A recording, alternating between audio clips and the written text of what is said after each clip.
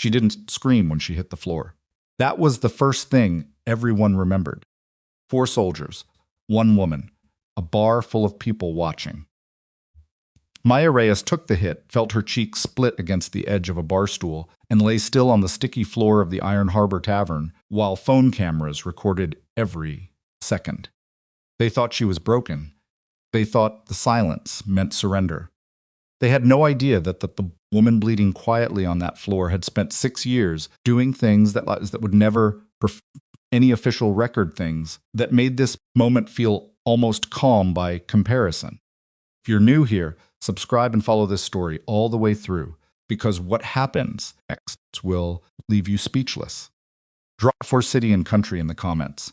I want to see how far this story travels. The Iron Harbor Tavern sat at the edge of Route 9, 3 miles outside Fort Mercer's main gate, wedged between a tire shop and a cell tower that nobody had updated since 2009. The sign out front had been missing 2 letters for so long that locals just called it the Iron H. The parking lot stayed half full most nights. The beer was cold, the lighting was dim, and nobody asked too many questions, which made it exactly the kind of place that military personnel used when they needed to stop being military personnel for a few hours. Maya Reyes walked in alone at 8:47 p.m. on a Thursday. She wore civilian clothes, dark jeans, a gray long sleeve, boots that looked worn because they actually were. Her hair was pulled back in a low knot, a few loose strands falling across her cheek.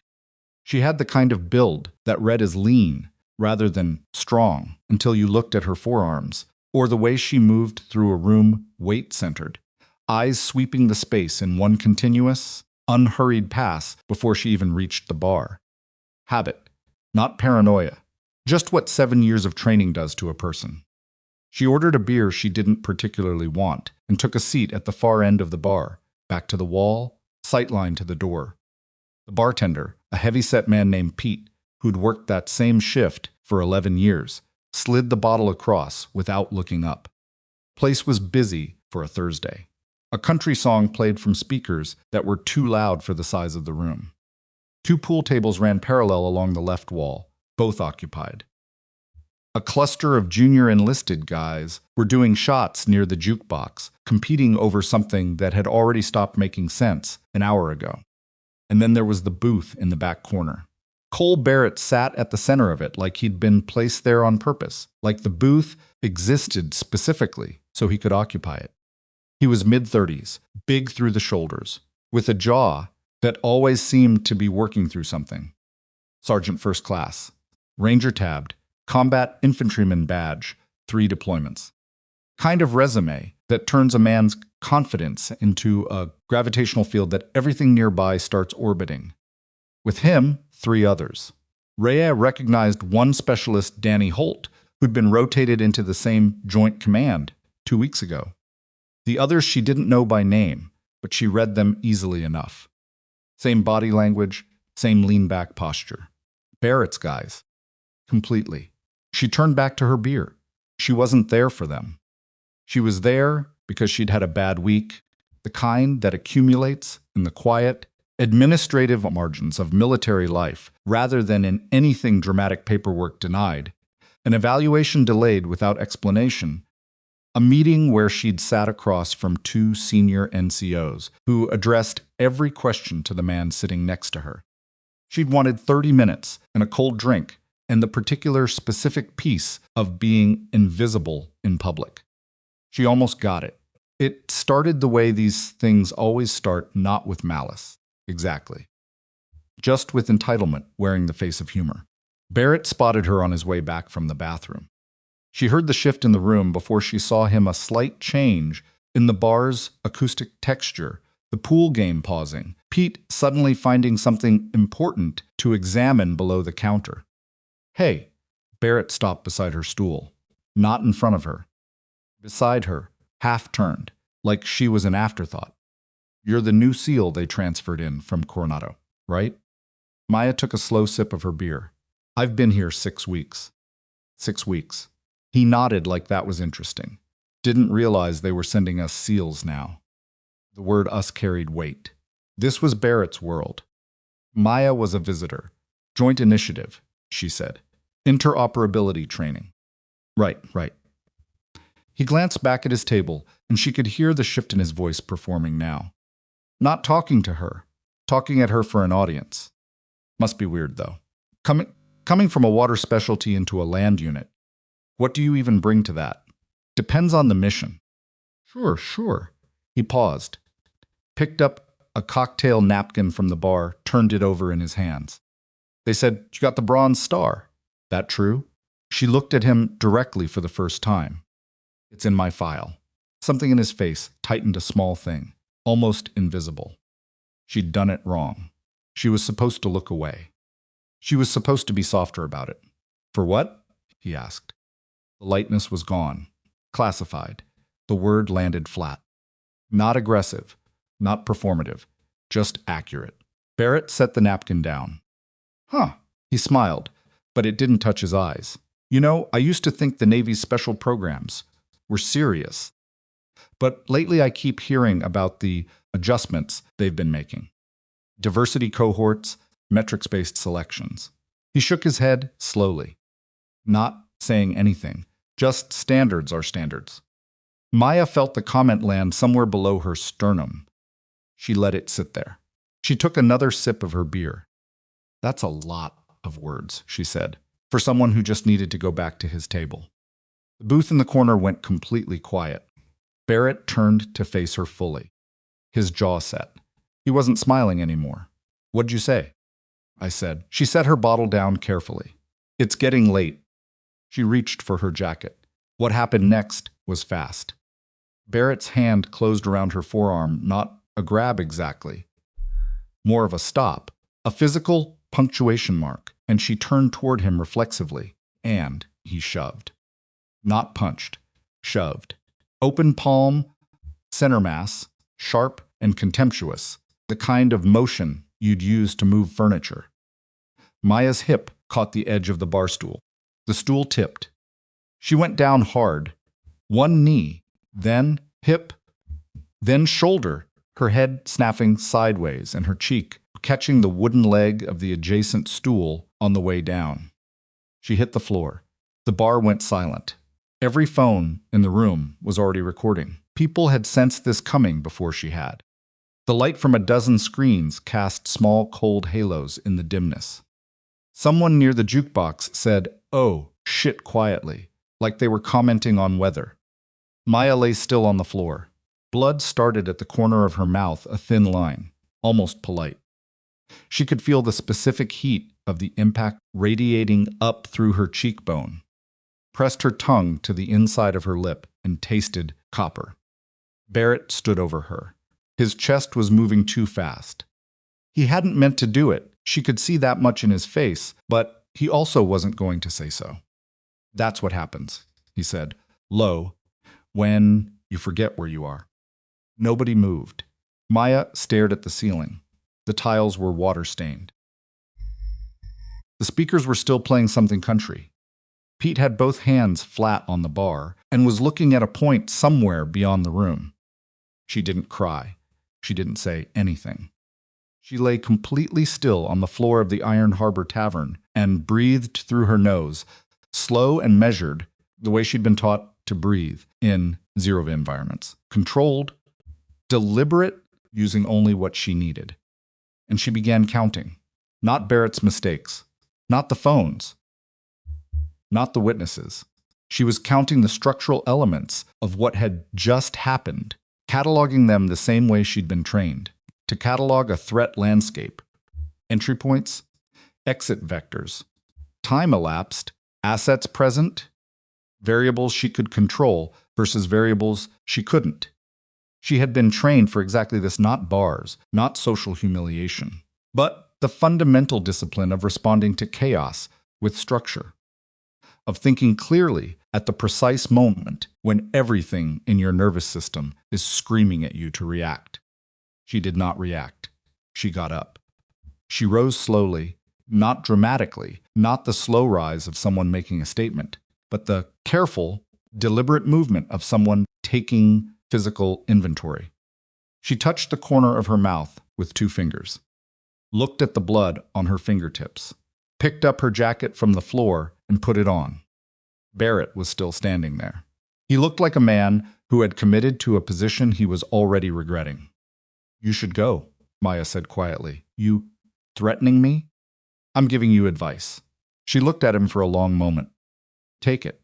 She walked to the bar, set a 20 down in front of Pete without looking at him, and left. The door swung shut behind her. Barrett stood in the dome quiet of the bar, surrounded by phones that were still recording, and slowly, too slowly to put back, understood that something had gone wrong. The drive back to base took 11 minutes. Maya took all of them without the radio on. Her hands were steady on the wheel. That was the thing about fear responses in trained operators. They didn't necessarily look like fear. They looked like stillness. They looked like control. The adrenaline was there. She could feel it at the edges of her vision. But it was something she'd long since learned to metabolize rather than broadcast. Her cheek throbbed. She'd have a bruise by morning.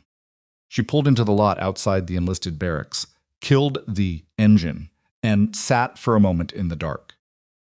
Through the windshield, the base spread out in its ordered geometry lights at regular intervals, a few personnel crossing the main road on foot, the distant sound of a generator somewhere. She thought about the phones. Dozen of them, easy. Footage would be distributed within the hour. These things always moved fast. By morning, it would be across the unit, probably beyond. Barrett would move quickly too. He'd get ahead of it, frame it, talk to his chain first. That's what people like him always did, control the narrative before the narrative could control them. She pulled out her own phone and opened the unit directory. She didn't call anyone. Instead, she sat for another few minutes and thought about timing. The first instinct, the one that every piece of her wanted to follow, was to move right now. Find the duty officer, file the report, get it into the system before Barrett could. She could feel the urgency of it, like pressure in her chest. She didn't move, because she'd learned something over 7 years of operations that most people never learn.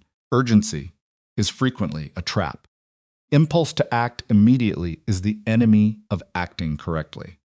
Speed is a weapon, but patience is the environment in which every other weapon functions better. She needed witnesses who hadn't been intimidated yet. She needed the footage while it was still clean, before people started second-guessing whether they wanted to be involved. She needed a full accounting of exactly what had happened, documented in her own words, before she set anything in motion. She pulled a small notebook from the console and wrote for 12 minutes. Date, time, location, sequence of events, every word she could recall from the exchange, as verbatim as possible. Barrett's exact hand position, the arc of the shove, stool, the floor, the blood. She wrote it the way she'd been trained to write AARs. After action reports in the field, no editorializing, no emotional language, just sequence and observable fact. When she was done, she took 3 photographs of her face in the visor mirror. The bruise was already developing under her cheekbone. The cut at her mouth was small but clear. She put the notebook away, got out of the car, and went to bed. Morning came fast. Maya was up at 500 without an alarm. She did her standard routine, 40 minutes of movement, shower, uniform, and was in the JAG office by 7:45, 15 minutes before they officially opened.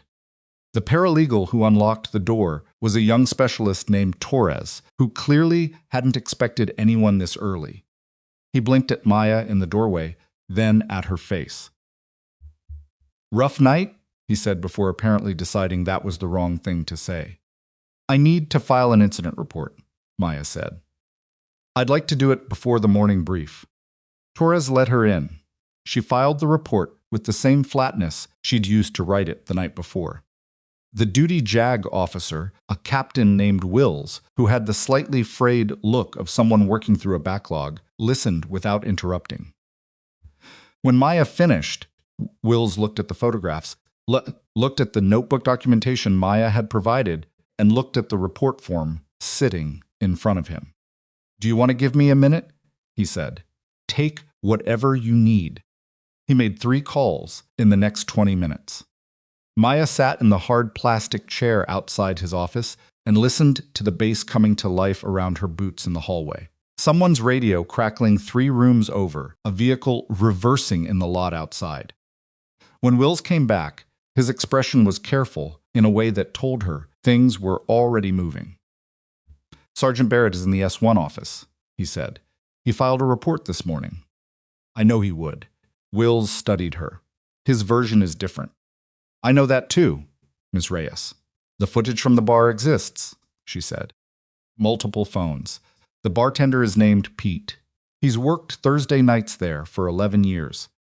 There were at least 2 other personnel from this base in that room." She paused. "Would you like me to identify them by name?" Wills sat down slowly. "How do you know all of that?" "Because I was on the floor," she said, "and I had time to look around." There was a long pause. Outside, someone was laughing in the hallway. Normal morning sounds, completely indifferent to the fact that something was cracking open in this office. "All right," Wills said. "I'll need you to stay available today." Maya stood. "I'll be at PT. The base found out by 900. By 930, 2 things had happened. 3 soldiers who'd been in the bar had come forward independently to provide statements, and the footage had been pulled from 4 different phones and submitted as evidence. One of the clips, shot from the pool table area, clear angle, 7 seconds long, showed the entire sequence without ambiguity. Barrett's account fell apart within the first hour. Maya heard about it secondhand, from Holt, who appeared at her elbow during a break in the morning's qualification runs. He looked uncomfortable in the specific way of someone who'd been in the room and hadn't done anything. "For what it's worth," he started. "It's worth something," she said. "Just not from you right now." He took that without argument and walked away. By early afternoon, the Whisper network had saturated. Everyone on the installation had a version of the story. Some of them were accurate. Most had details wrong in the way that details always go wrong, when they travel fast. The wrong person, shouting, the wrong order of events, exaggerations in both directions. What every version had in common was the ending. Maya Reyes, on the floor, not fighting back. That was the detail that people kept returning to. The shove, not the blood, the stillness. Some took it as weakness, as proof of Barrett's narrative that she'd been out of her depth, that she'd frozen. Some took it differently. Master Sergeant Diane Okafor, who ran the S3 operations cell and had 17 years in the Army, heard the story in the corridor outside the TOC and went quiet for a long moment. "Stayed down?" Okafor said. "Apparently just lay there," the person telling the story said. "Didn't do anything." Okafor's expression was unreadable. "That's not nothing," she said, and walked away. The summons came at once 500 hours. Lieutenant Colonel James Harker's office occupied the corner of the headquarters building with a view of the motor pool. And you're tilted. You're a sliver of the obstacle course beyond. Harker himself was 60-something, gray at the temples, with the slightly exhausted precision of a man who had spent 30 years in command, trying to manage the gap between what the institution was and what it was supposed to be. He didn't invite Maya to sit. She stood in front of his desk and waited. "You understand," he said, without preamble, "that this situation is not simple. I understand that Sergeant Barrett used physical force against me in a civilian establishment, with witnesses and recorded footage," she said. "I'm not sure what's complicated about that." Harker's jaw moved slightly. "You want to be careful about tone in this office." "I'm being precise." He looked at her for a moment. Then he picked up a folder thin with the colored tab she recognized as a personnel flag and turned it over in his hands without opening it. "Barrett has 12 years of service," Harker said. 2 deployments as team leader. A clean record outside of 2 minor counseling statements. He has people who will speak for him. He has footage against him, Maya said. "Yes." Harker set the folder down. He does. He folded his hands on the desk. What is it you want out of this, Petty Officer Reyes?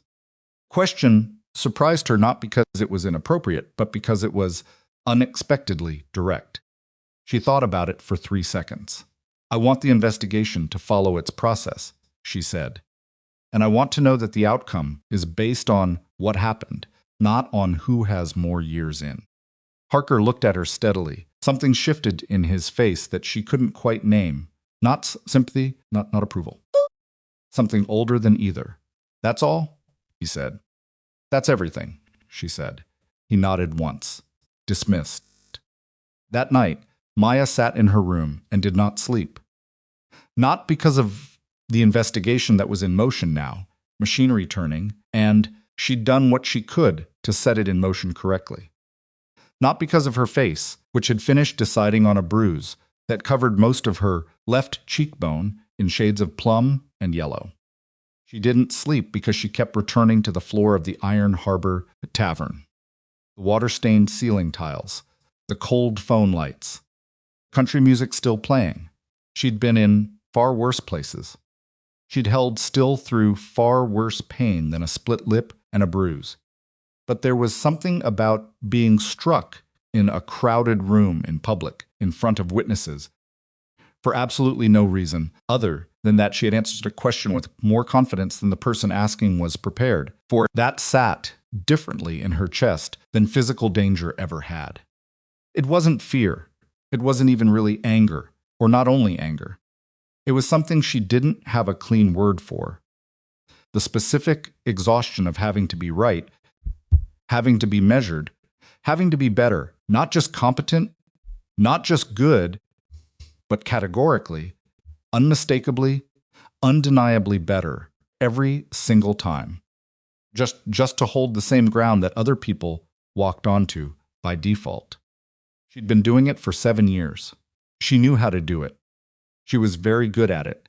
That didn't mean it wasn't heavy. She sat at a desk and pulled out the photograph she kept in her top drawer. Not a sentimental habit, just something she'd carried for a long time. Her first Bud SH graduation. 14 women had entered with her class. 4 had made it through Hell Week. 2 had finished the pipeline. She was one of them. She looked at the photograph for a while. Then she put it away, turned off the light, and lay in the dark. 3 days after the incident, the commanding general's office released a memo. It was brief, institutional, careful.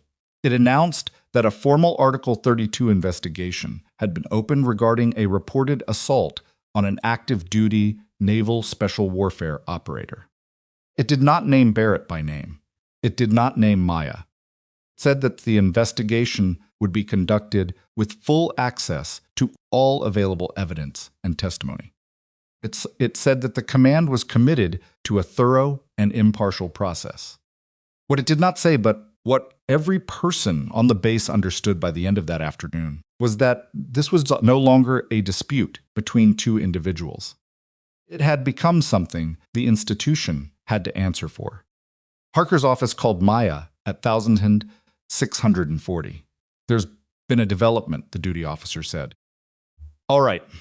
The investigation committee has reviewed the incident footage and initial statements. They've made a preliminary recommendation. Maya waited. Effective Monday, he said. You've been assigned as lead trainer for the joint readiness exercise. 2 weeks. Barrett's platoon is in the rotation. The line went quiet. Maya turned her phone over in her hand, looked at the opposite wall. Felt something move in her chest that was not quite satisfaction and not quite dread. Is that a problem? The duty officer asked. No, she said. Good. A pause. For what it's worth, the recommendation came from Master Sergeant Okafor. Maya was quiet for a moment. Tell her I said thank you, she said.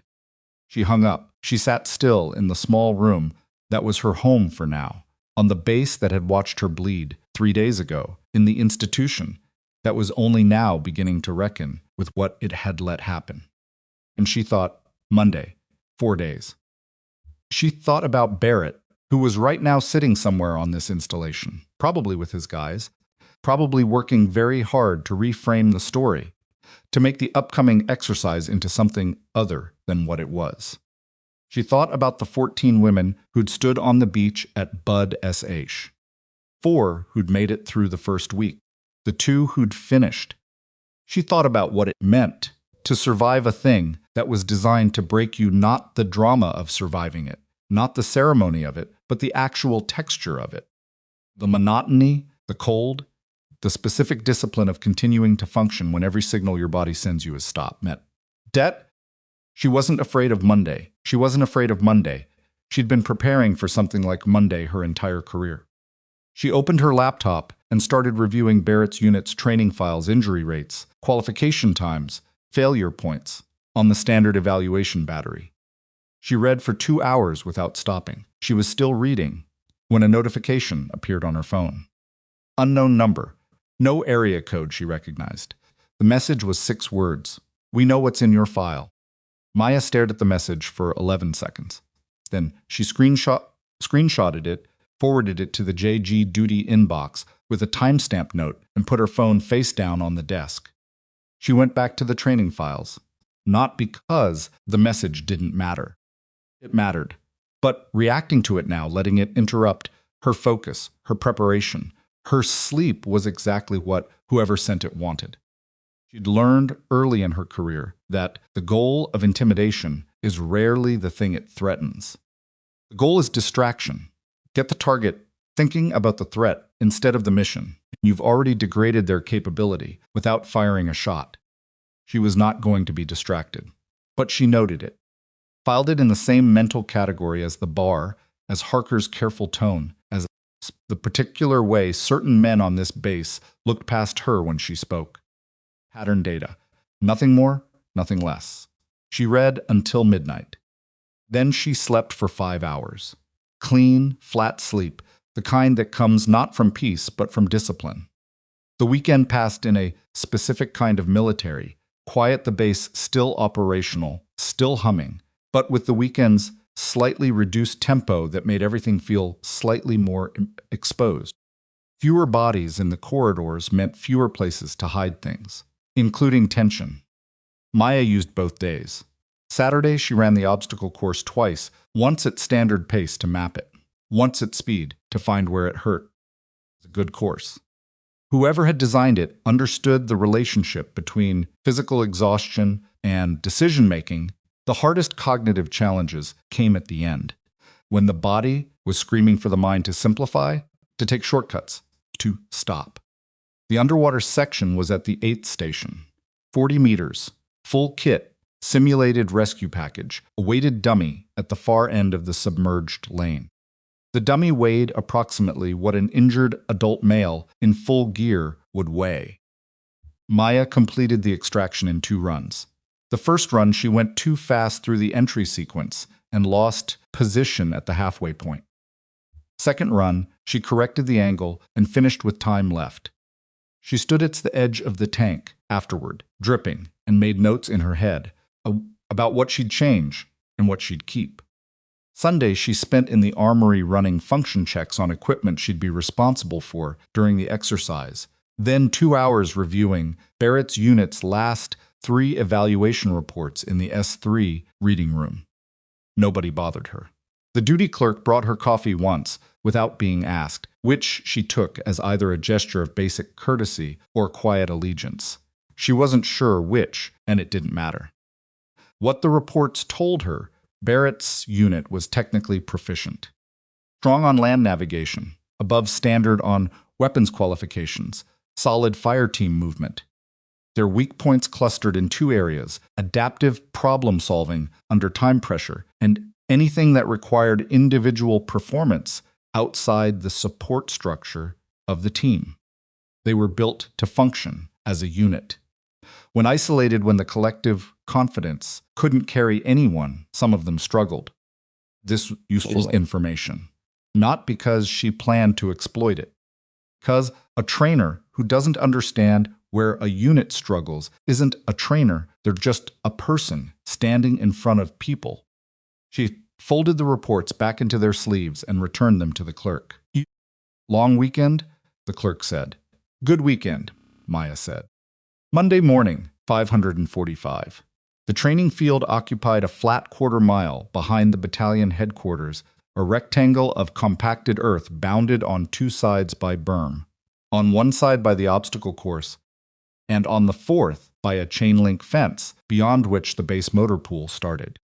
This hour, the light was gray and thin, the kind of light that makes everything look temporary.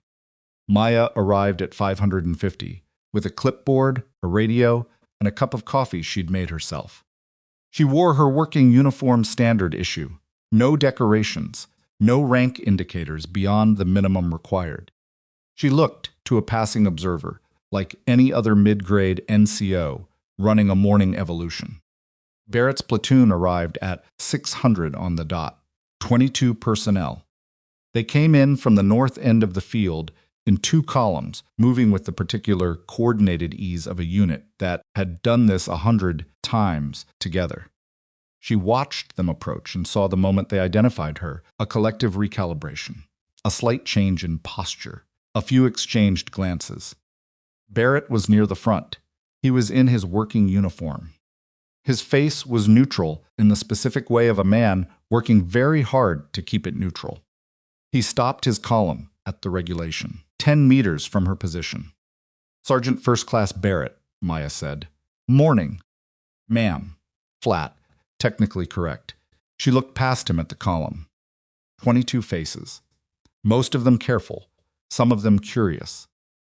One or two with the particular blankness of people who had already decided how this was going to go. Fall them in, she said. Barrett turned and called it without hesitation. Whatever else he was a professional, and professional reflexes die harder than personal ones. The platoon formed up in a double rank. Maya walked the line once, slowly, reading each face. Nobody spoke. My name is Petty Officer Reyes, she said, when she reached the center. She didn't raise her voice, she pitched it at a level that required them to actually listen. For the next 2 weeks, I'm your primary trainer for the Joint Readiness Evaluation. You already know the evaluation framework. I'm not going to walk you through it. What I am going to tell you is how I run training, so there's no confusion later. She paused. I don't grade on effort. I don't grade on attitude. I grade on output. Did the task get completed to standard within the parameters given? If you complete the task, we move on. If you don't, we go again. That's it. Another pause. Questions about the framework? Silence. Good. Questions about anything else? At the far end of the formation, a specialist named Garza, she'd noted him in the evaluation files, consistently solid, decent instincts, raised his hand. Are we doing the full obstacle rotation today, ma'am? Yes. Full rotation. Full kit. We'll assess baseline times and identify where we need to spend time this week. She looked at Barrett. Sergeant Barrett, put your people in kit. We move in 10. Barrett's expression didn't change. Roger, he said. The obstacle course in full kit, with a pack that brought your carry weight to 65 pounds, was not a casual undertaking. Maya knew this because she'd done it Saturday. She also knew that knowing a thing and experiencing a thing occupy different territories in the body, and that the distance between those territories is exactly where training lives. She ran it with them. This was not what Barrett's platoon had expected. She didn't run ahead. She didn't run behind. She positioned herself in the middle of the formation, visible present, working the same terrain with the same weight and kept pace at a rate that was demanding without being punitive. The first 4 stations went quickly. The men settled into rhythm, the way any trained unit does, once movement starts and the body takes over from the mind. At Station 5, a rope ascent, followed by a lateral traverse, the first cracks appeared. 2 soldiers lost grip on the wet rope, which was wet because Maya had asked the course team to wet it the previous evening. She noted their names, noted the technique failure, said nothing. Station 6, a low crawl through a drainage channel packed with loose gravel and a ceiling height that required complete collapse of posture. 3 men slowed significantly. One stopped twice. Maya slowed with him, said nothing. waited until he started moving again, and continued. Barrett moved through the course with controlled aggression. He was trying very hard, and the trying was visible in a way that actual capability wasn't. There's a difference between a man demonstrating his strength and a man exercising it. Barrett was demonstrating. She noted this too. Station 8, the underwater extraction. The tank was at the end of a short downhill run that delivered everyone to the entry point, already breathing hard. The extraction package, the weighted dummy and full simulated kit, sat in 7 feet of water at the far end of a 40-meter lane marked by 2 ropes, suspended just below the surface. You entered, went under, followed the guide ropes to the package, secured it, and extracted. The lane exit was elevated 18 inches above the waterline to add to the extraction effort. Standard evaluation time, 4 minutes. Barrett's platoon stood at the entry point and looked at it. Standard evaluation rules apply, Maya said. Full kit entry. Package must be secured and extracted above the exit threshold. Timer starts on entry. She looked at Barrett. Sergeant, you want to lead? Barrett looked at the tank. He looked at her. I'll let my people go first, he said. Maya nodded. First pair go. The first 2 went in together. Clean entry, reasonable form on the descent. They reached the package in about 40 seconds, which was good. The extraction took them another 2 minutes. The package weight caught them off guard, and the angle of the exit ledge added leverage problems they hadn't anticipated. Came out at the 3-minute 40 mark, which was inside standard. The second pair had trouble in the middle. One of them surfaced early involuntary ascent. Something had gone wrong with his orientation and had to re-enter. Their time was 4:30. Outside standard. 3 more pairs went. 2 inside standard, 1 outside. Then Barrett went. He entered the water alone, his choice, apparently his preference. His entry was aggressive, direct, the stroke of a man who wanted this over quickly. He reached the package faster than most, under 30 seconds. Maya watched the guide ropes below the surface and tracked his position. The trouble started at the extraction. The package was heavier than it looked, which was the point. Barrett got it secured quickly, but the transition from lateral movement to vertical extractions caught him. Came up 2 feet short of the ledge, repositioned, tried again. The pack on his back shifted its weight against him. He burned another 30 seconds, fighting for position. He made it. Time, 5 minutes, 12 seconds. He pulled himself over the ledge and stood there, dripping, chest heaving. Maya was already writing on her clipboard. She did not say anything about his time. She moved to the next pair and said, "Ready?" Barrett stood at the edge of the tank for a moment. His breathing was hard and deliberate. He was watching her. She wasn't looking at him. The morning's evolution ended at 1,100. Maya dismissed the platoon for chow and collected her baseline data times, failure points, pattern of errors, notable individual performances in both directions. She was walking back to the headquarters building when Barrett fell into step beside her. She didn't slow down or speed up. "You didn't have to do that," he said. "Which part?" "The underwater station. You knew my time was going to be..." He stopped. Restarted. "You could have structured that differently." "I structured it to evaluation standard," she said. "Same as everyone else." They walked in silence for a moment. The sound of the base around them, engines, voices, a distant drill, filled the space between them. "I know what this is," Barrett said, quietly. "Not aggressive." Almost tired. Maya glanced at him. "What is it?" "This," he gestured vaguely at the training field behind them. "You, me. The assignment. It's a joint readiness evaluation. It's a message." She stopped walking. He stopped too, surprised. She faced him. "Sergeant Barrett," she said, carefully, "I don't have any interest in sending you messages. I have an interest in getting your platoon to evaluation standard by the end of 2 weeks." That's it. A pause. Whether or not we're going to be able to do that professionally is the only question I need an answer to right now. Barrett looked at her for a long moment. He had the face of a man fighting several impulses at once and the particular exhaustion of someone whose certainties have been taking damage for several days. Yeah, he said finally. Professional. Yeah. Good. She started walking again. She'd made it 3 steps when he said, quietly, at her back, you should know the message you got. The one about your file. That wasn't from me. She didn't stop. I know, she said. She kept walking. She didn't look back. But she noted it filed it in the same careful mental archive she'd been building since Thursday night. Another data point. Another thread. The message hadn't come from Barrett, which meant there was someone else. Someone she hadn't identified yet. Someone who knew enough about her file to reference it as a threat. Someone who had enough access or enough connections to send an anonymous message within 48 hours of a formal investigation being opened. She reached the headquarters door and pulled it open. She thought about who on this installation had that kind of access. She thought about the colored tab on the folder Harker had held in his office. The kind of tab that indicated a personnel flag. Not a flag for Barrett. A flag with her name on it. She stopped just inside the door. Corridor was empty. Fluorescent light. Worn floor tile. The smell of institutional coffee from somewhere down the hall.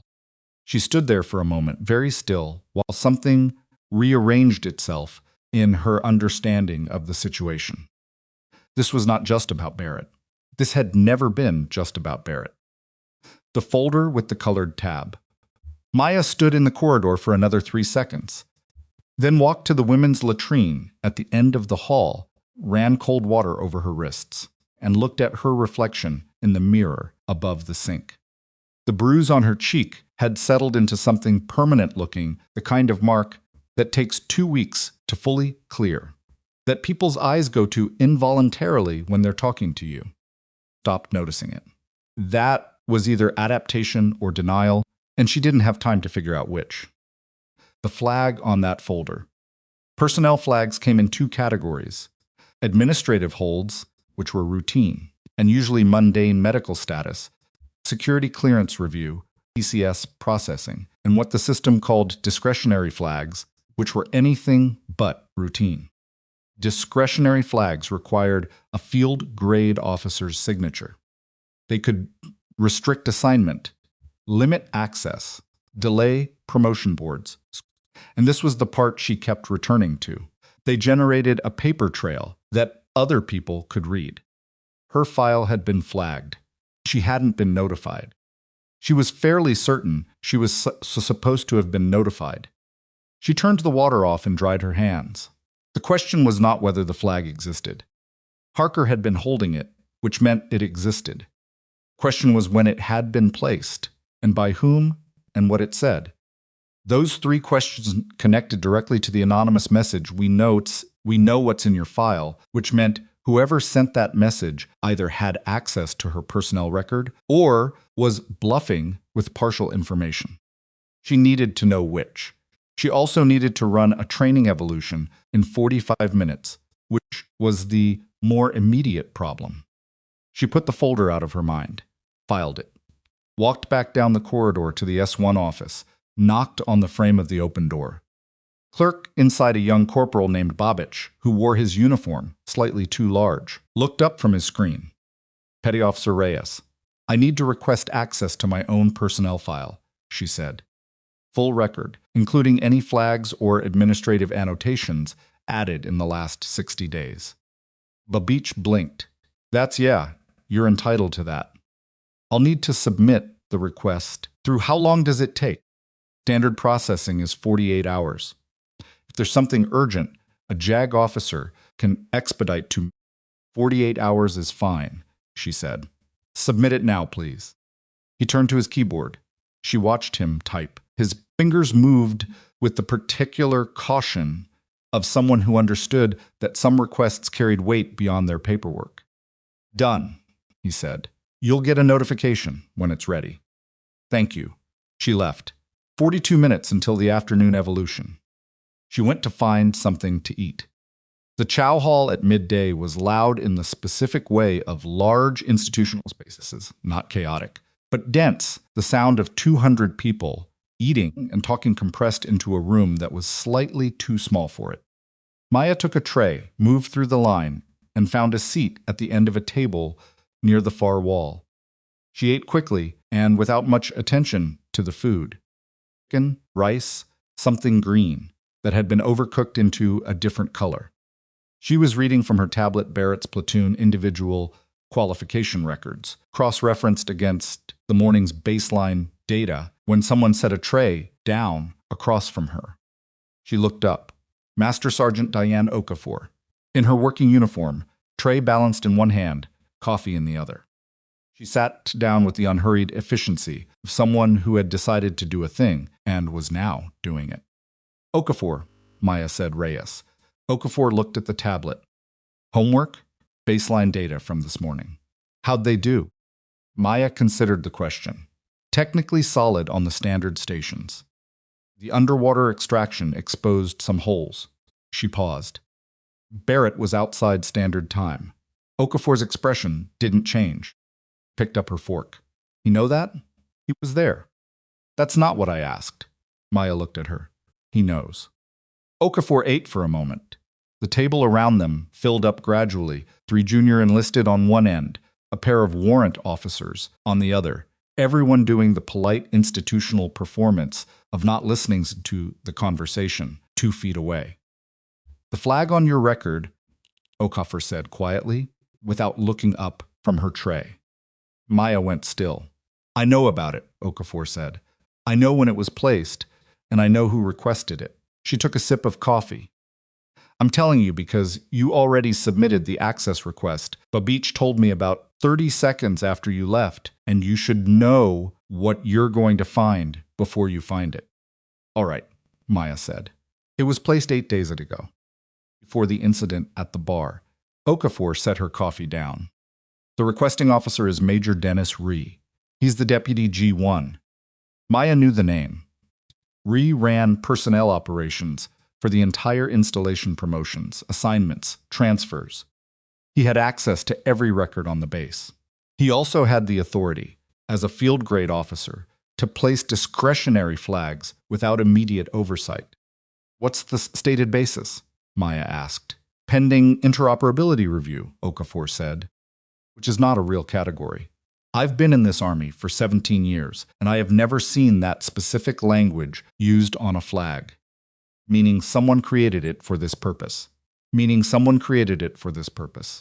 Okafor looked at her directly for the first time in the conversation.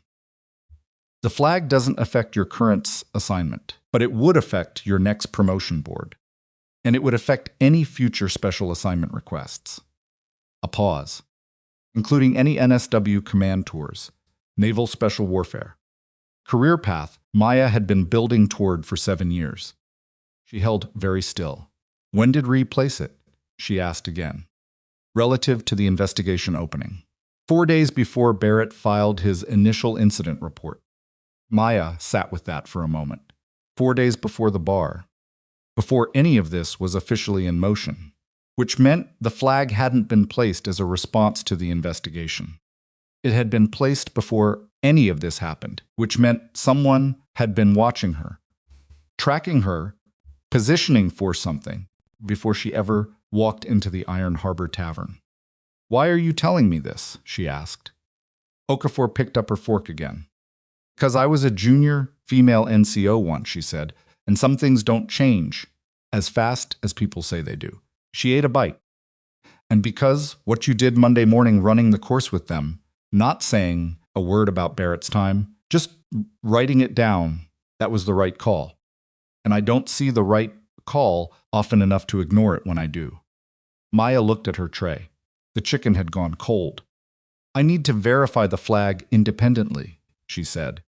Can't act on secondhand information. Of course you can't. Okafor stood, picked up her tray. 48 hours. 48 hours, Maya agreed. Okafor walked away without looking back. She stopped at the tray return, exchanged a few words with a soldier Maya didn't recognize, laughed at something, and moved on. She looked like someone who had just discussed the weather. Maya looked back at her tablet. The qualification records blurred slightly. Blinked, refocused. 8 days ago. Before the bar. Someone had already decided she was a problem before she'd done anything that could reasonably be called a problem. That told her several things. It told her this wasn't reactive. Someone wasn't scrambling to contain damage from the incident. This was proactive, deliberate. Someone had a specific outcome in mind for her career, and the incident at the bar had either accelerated their timeline or handed them an opportunity they hadn't anticipated. It also told her that she was more visible than she'd realized, which meant she'd been doing something right or something that someone with power had found threatening. Closed the tablet. 31 minutes until the afternoon evolution. She finished her food cold and went to work. The afternoon session ran from 1,300 to 1,700. Maya had restructured the sequence based on the morning's data. She dropped 2 of the standard stations and replaced them with a pair of exercises she'd designed herself not on the approved evaluation matrix, but within her authority as primary trainer to include as supplemental assessment. The first was a communications relay problem. 3-man teams, 1 radio, a set of instructions delivered in fragments across 3 frequencies that had to be assembled into a coherent operational order within 8 minutes. The second was a structural search pattern in a mock building, a corrugated some steel structure used for MOUT training that the course team had seeded with simulated casualties and booby traps before the session. Barrett's platoon looked at the radio exercise with the particular wariness of soldiers who recognized they were being assessed on something they hadn't prepared for. 3-man teams, Maya said. Team leaders designate. She looked at her watch. You have 4 minutes to organize. The 4 minutes were as informative as the exercise itself. She watched how Barrett organized his people, who he put together instinctively, how he distributed his strongest and weakest personnel, whether he was optimizing for the exercise or for something else. He was fast and efficient. He put Garza in a team with 2 newer soldiers, which was a good call. Garza would carry them without resenting it. He put his 3 strongest together, which was a less good call because it meant that team would finish easily and learn nothing. She noted both things. The radio exercise ran for 37 minutes across all teams. Results ranged from competent to poor. The communication fragmentation was the point, and most of the teams lost time and accuracy when the instructions stopped being linear. One team, not Garza's, as it turned out, but a trio led by a corporal named Whitmore, assembled the operational order correctly, with 2 minutes to spare. Whitmore was 23, quiet, had the lowest individual qualification score in the platoon. He'd read the problem differently from everyone else. Instead of dividing the 3 frequencies between team members, he'd listened to all 3 himself, filtered, and then distributed what mattered. Maya spent 40 seconds watching him after the exercise ended. She wrote his name in her notebook. Barrett's team, he'd put himself with his 2 best soldiers, finished the order at 6 minutes, 12 seconds. Technically correct. Efficient, the kind of result that looked good on paper and told her relatively little about how he'd function under actual pressure because he'd given himself every advantage in team composition. She didn't say this. She just wrote it down. The MOUT building was different. The mock structure was 2 stories, 8 rooms, 3 external entry points. Course team had placed 4 simulated casualties mannequins weighted to approximate adult males and 6 simulated IED markers, colored tape on tripwires and door handles that, in an actual training environment, triggered a smoke charge. The rule was simple: extract all 4 casualties without triggering any IED markers. Time limit, 20 minutes. Rotations by 4-man fire team. The first team went in fast and came out at 11 minutes with 3 of 4 casualties and 2 triggered markers. Better than average. The second team went slower, more careful, and came out at 17 minutes with all 4 casualties and 0 triggered markers. much better. Barrett's team, he went in the third rotation, moved with the coordinated precision of men who had done this kind of work in actual buildings in actual countries. Entry was clean. The room clearance sequence was technically correct. They found the first 2 casualties quickly. Barrett called the position adjustments quietly, efficiently, and she could see from the outside that this was what he was built for: small unit movement in tight spaces. The language of gesture and eye contact that develops between soldiers who have worked together for years. They triggered one marker. It wasn't Barrett's fault. His point man specialist, Chen, moved through a doorframe without checking the upper hinge, which was where the tape was. Chen's shoulder caught it. The smoke charge popped bright orange, and Barrett's hand came up sharply to halt the team. He stood in the smoke for a moment, then he called it and continued. They came out at 14 minutes. 3 casualties extracted, 1 remaining inside because Barrett had made the tactical call that the 4th extraction would require passing through the compromised doorframe a second time. And the risk calculation didn't work. It was the right call. She would have made the same one.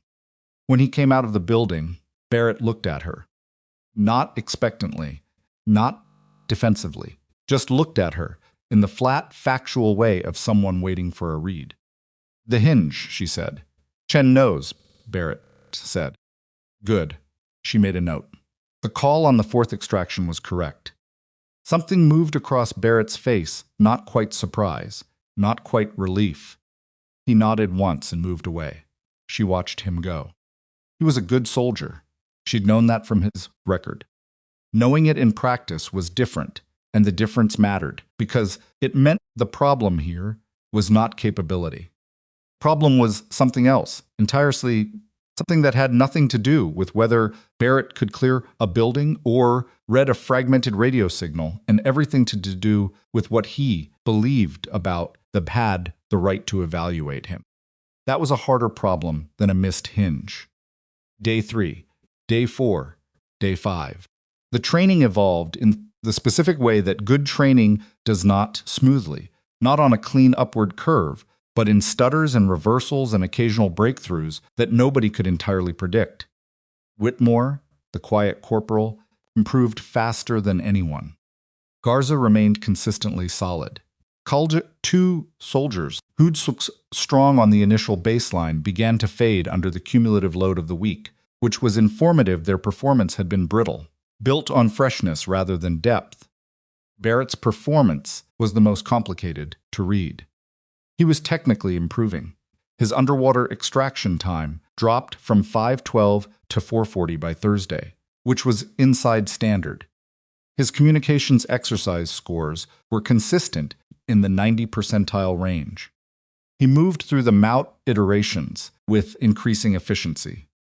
But there was something happening in the margins that Maya tracked carefully and said nothing about. Barrett was watching her, not in an obviously hostile way that had faded by Tuesday, replaced by something more complicated. He watched her the way a man watches something he is trying to categorize, trying to fit into an existing framework, and finding that the framework keeps coming up short. She ran the obstacle course with them every morning. Didn't have to. Nobody had told her to. But she ran it, carrying the same 65 pounds, and she did not go slow, and she did not make it a performance. Just ran it. The way she ran everything with the efficient, slightly inhuman consistency of someone for whom physical discomfort had long since stopped being a variable worth tracking.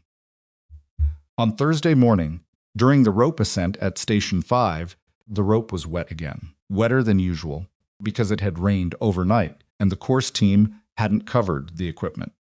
3 soldiers slipped in the first rotation. The 4th slipped badly enough to fall from about 10 feet up, landing hard on his left side. Not seriously hurt, he was up in 40 seconds, but the fall was real, and everyone on the field heard it. Maya was already moving before the soldier finished falling. She reached him, crouched, ran a quick assessment, responsive. Tracking. complained about his shoulder, could move all fingers, and called for the course medic in the same motion. Her radio up before most of the platoon had finished registering what had happened. Bravo 7. This is Reyes at Station 5. I have a training fall. Possible shoulder injury. Requesting medic. Kept her hand on the soldier's back. Specialist Torres. 21. From somewhere in Central Texas, she'd learned from his file and looked at his face. Stay with me. What's your pain level?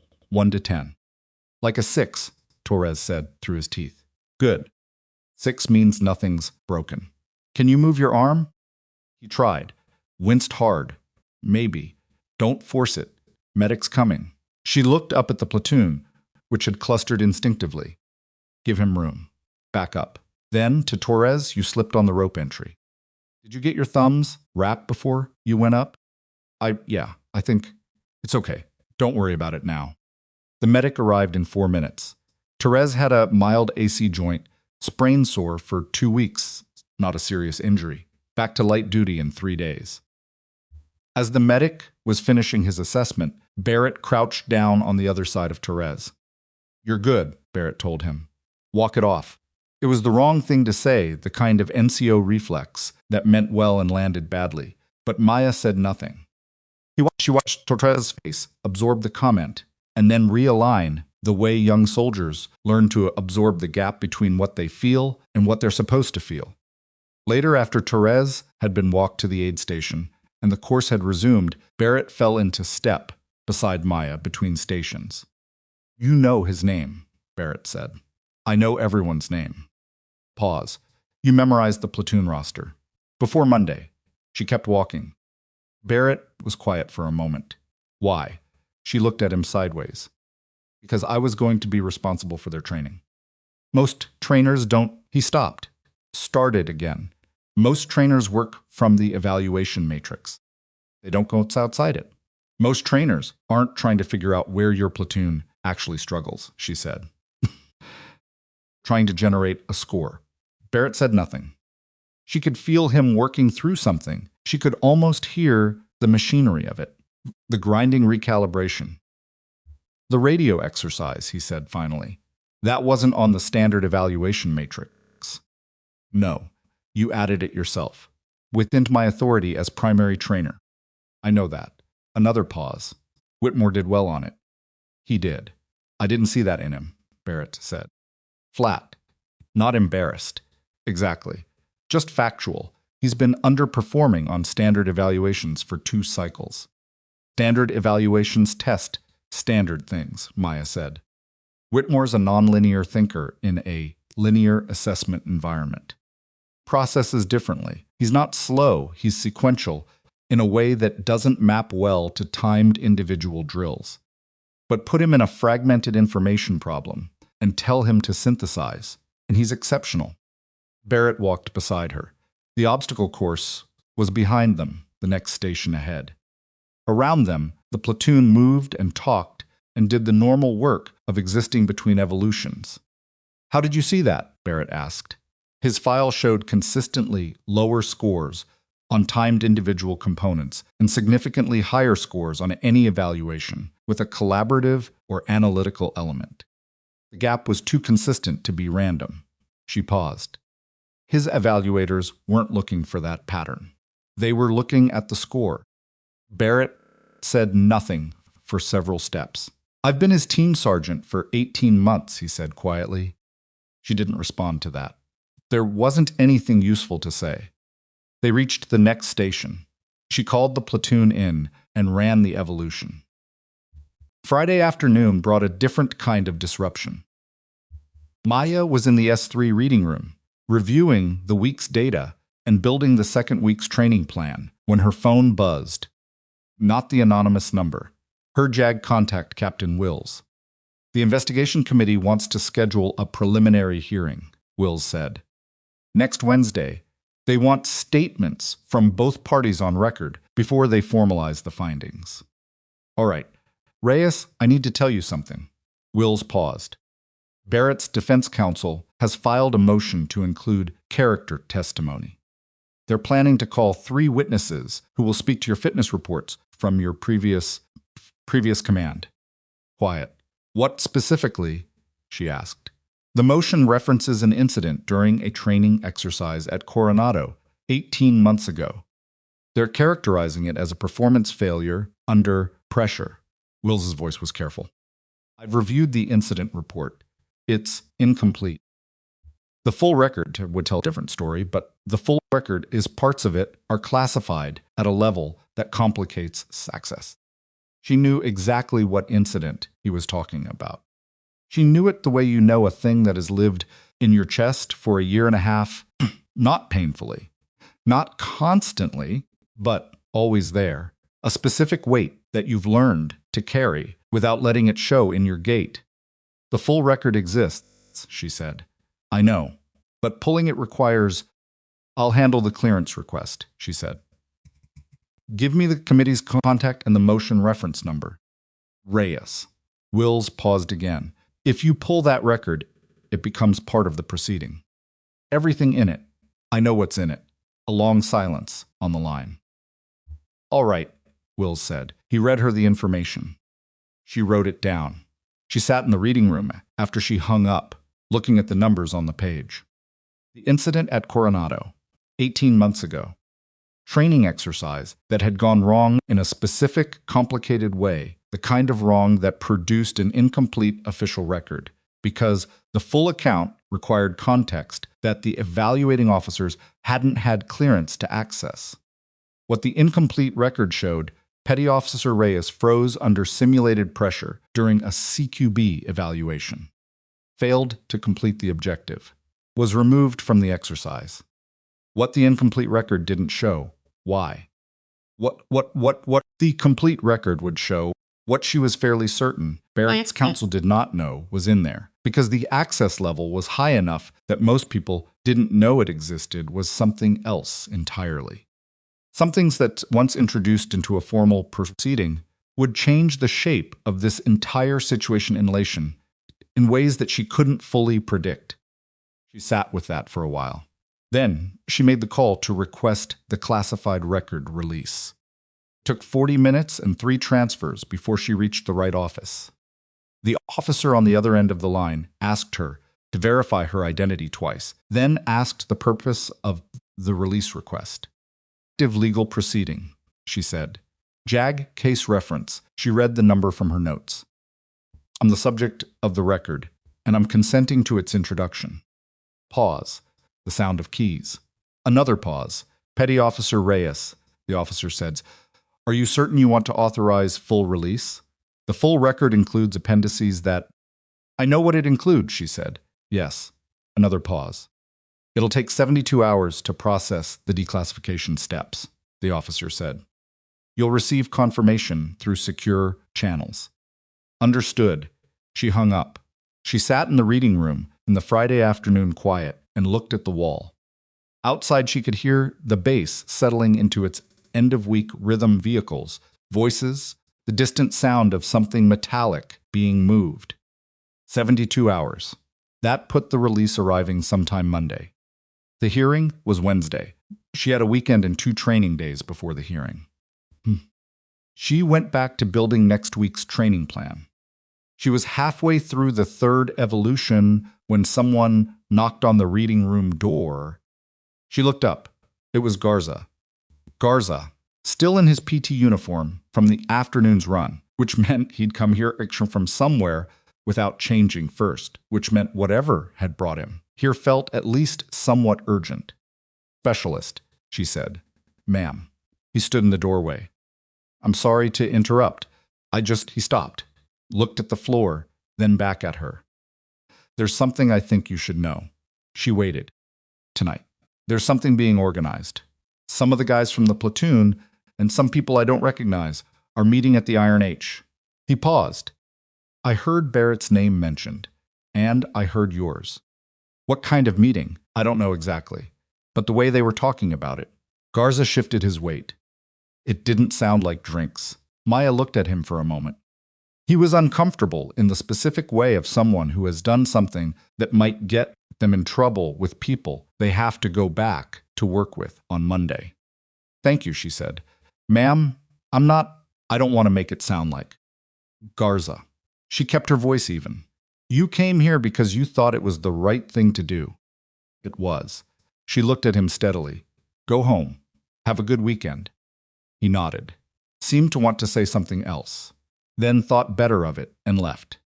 She listened to his footsteps recede down the corridor. Then she picked up her phone and called Wills. The Iron Harbor Tavern tonight, she said when he picked up. Specifically. But it involves members of Barrett's platoon and possibly other personnel, and my name is in the conversation. Wills was quiet for a moment. You want me to notify the duty officer? I want it documented that I notified you. What happens after that is your call. Another pause. All right. Documented. A beat. Reyes, stay away from that bar tonight. I wasn't planning on going, she said. She hung up and finished the training plan. Later, walking back to her barracks in the early evening light, she thought about Garza, why he'd come, what it had cost him in terms of loyalty and social capital within the platoon, whether he'd done it because he believed in something or because he'd assessed the situation and decided which side was going to win. She thought it might be both. In her experience, those two things were rarely as separate as people liked to believe. She was almost at her door when her phone buzzed again. Not Will's, not the anonymous number, a local number she didn't recognize. She answered. Petty Officer Reyes, a voice she didn't know. Male, middle-aged, careful in the specific way of someone choosing each word before releasing it. My name is Thomas Vega.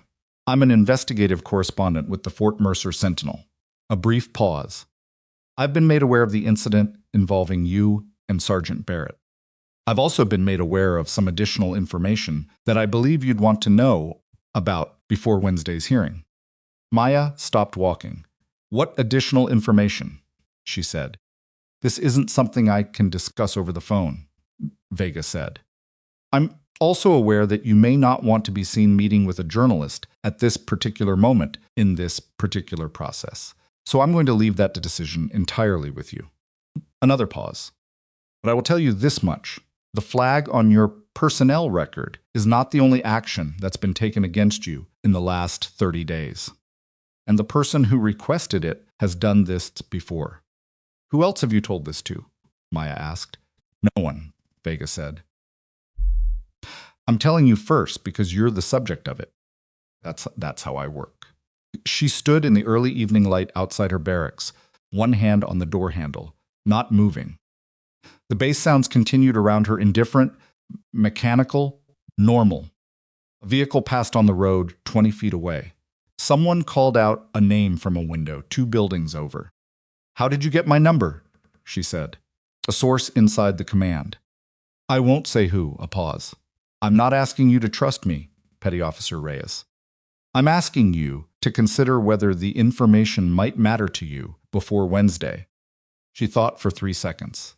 Send me whatever documentation you have. In writing, to this number. I'll look at it. He sounded slightly surprised. All right, I can do that. Don't call me again unless I call you first. She hung up. She stood there another moment. Then she went inside, sat on the edge of her bunk, and waited. The documents came through 22 minutes later. Not photographs, actual files, formatted like internal memos, the kind of thing that required access to generate. She read through them slowly, which took longer than she expected, because what she was reading kept requiring her to stop and reread sections to make sure she was understanding them correctly. Major Dennis Rhee, Deputy G1. 3 names, 3 female officers across 3 different installations over a 4-year period.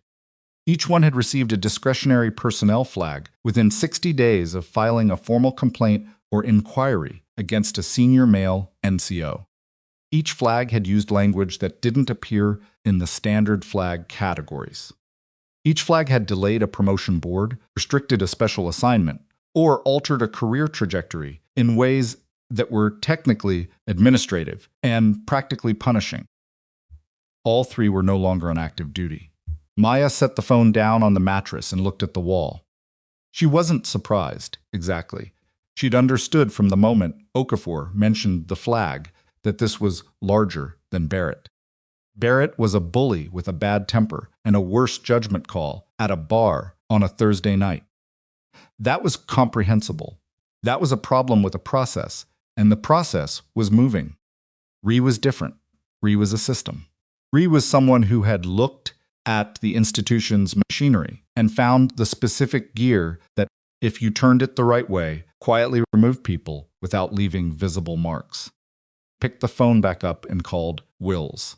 "I need to add something to Wednesday's proceedings," she said when he answered.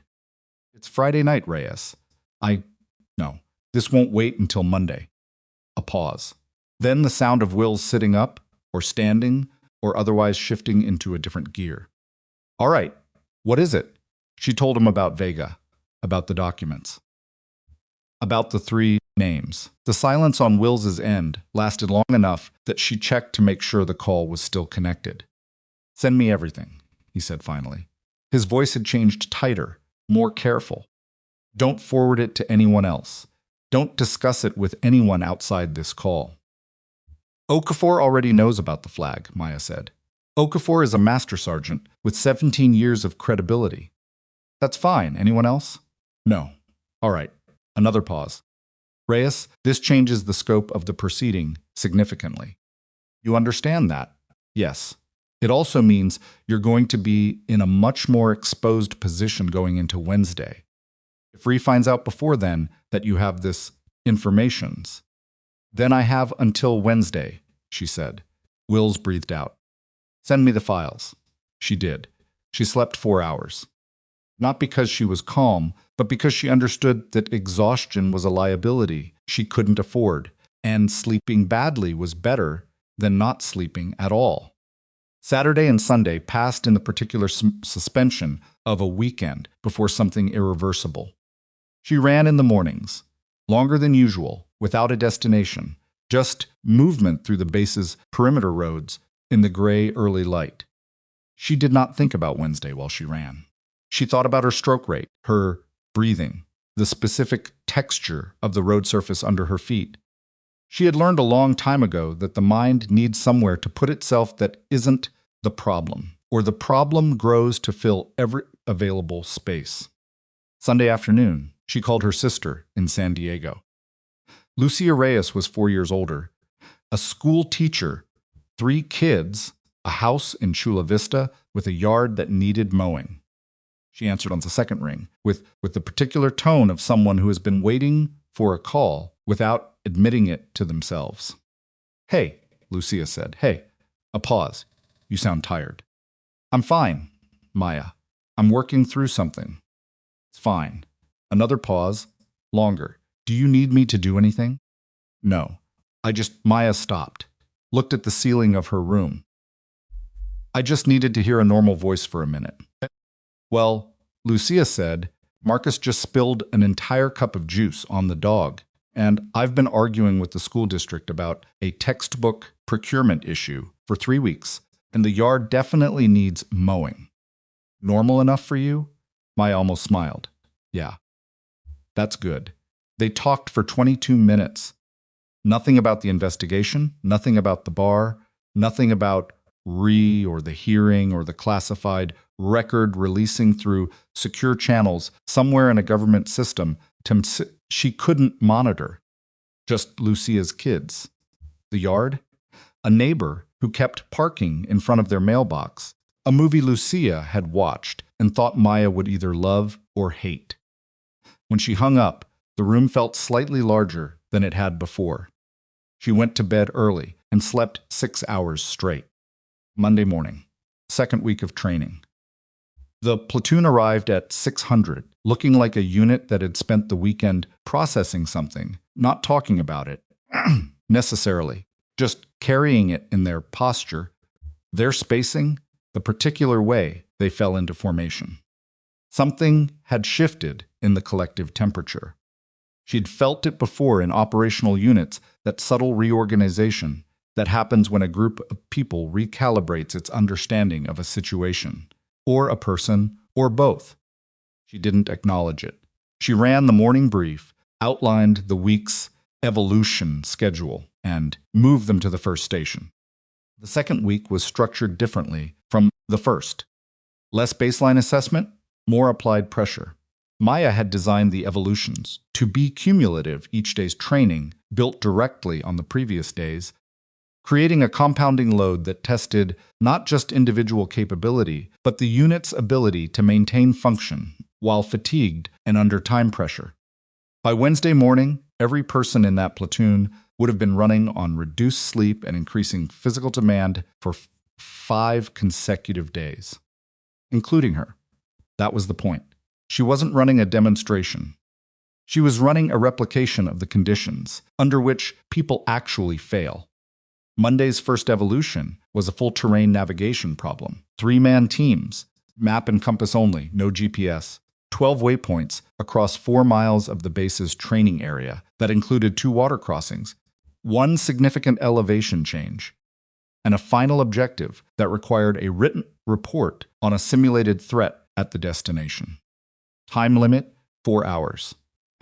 She ran it herself while they ran it, taking a different route to the same waypoints, getting there ahead their approach without being visible until they completed the task.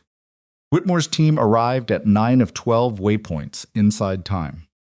They missed the 2 that required the most precise compass work, understandable, correctable, and Whitmore had documented his error correction process in the margin of his map in small, legible notes that told her more about how he thought than any evaluation score. Barrett's team hit all 12 waypoints, but they were 3 minutes outside the time limit at the final objective. Barrett had pushed the pace too hard in the first 2 miles, and his team was running on empty by the 4th. He'd banked on strength over pacing and paid for it at the end. His written report was technically accurate, complete, and submitted 8 minutes late. She noted everything. Barrett came in to the final objective, still breathing hard, handed her the report, and said nothing. She took it without comment, made a note of the time, and moved to the next team. Later, walking the perimeter of the training area while the last teams finished, she heard Barrett behind her. 4-hour limit is tight, he said. It's the evaluation standard. For a 12-waypoint course with 2 water crossings, it's tight. She kept walking. What would you set it at? 4:30. Maybe 4:45. Put it in your after-action comments. The evaluation committee reviews suggested adjustments. She paused. Your report was accurate, but late. But late, she confirmed. He fell into step beside her. They walked for a moment in silence. How did Whitmore do? He asked. 9 of 12, inside time. Barrett was quiet. She could hear him working through the arithmetic of it, what it meant, relative to his own team's result. He missed the precision compass points, she said. Not because he can't do it. He hasn't been taught the adjustment technique for magnetic declination at this latitude. That's a training gap, not a capability gap. I didn't know he didn't have it. Now you do. Barrett said nothing. They reached the edge of the training area and stopped. The base spread out ahead of them in the late morning light, flat, ordered, familiar. A hawk was circling something above the motor pool. The hearing is Wednesday, Barrett said. Yes. My counsel told me you pulled your classified record. Maya looked at him. He was watching the hawk. They told me there's something in it, he said.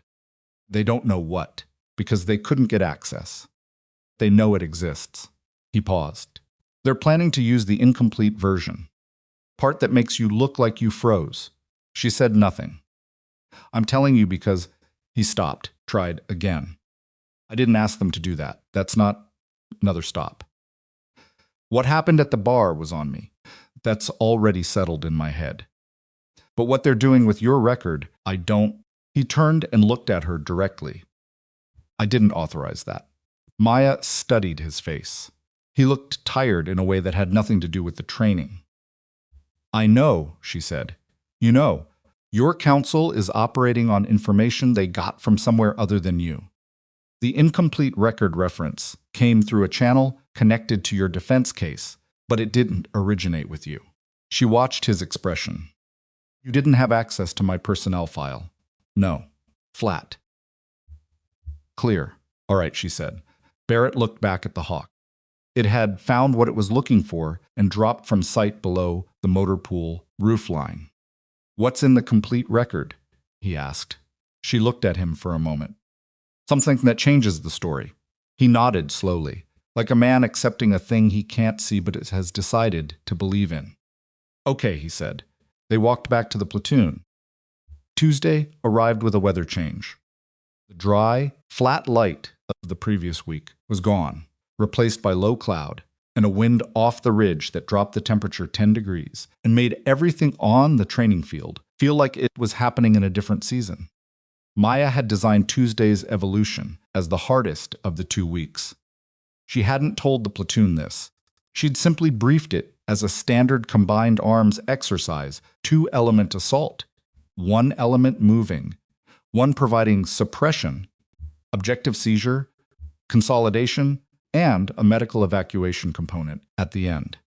Full kit, live radio nets. The course team would be running opposing force. She'd seeded the exercise with 3 changes from the standard template that weren't in the brief the platoon had been given.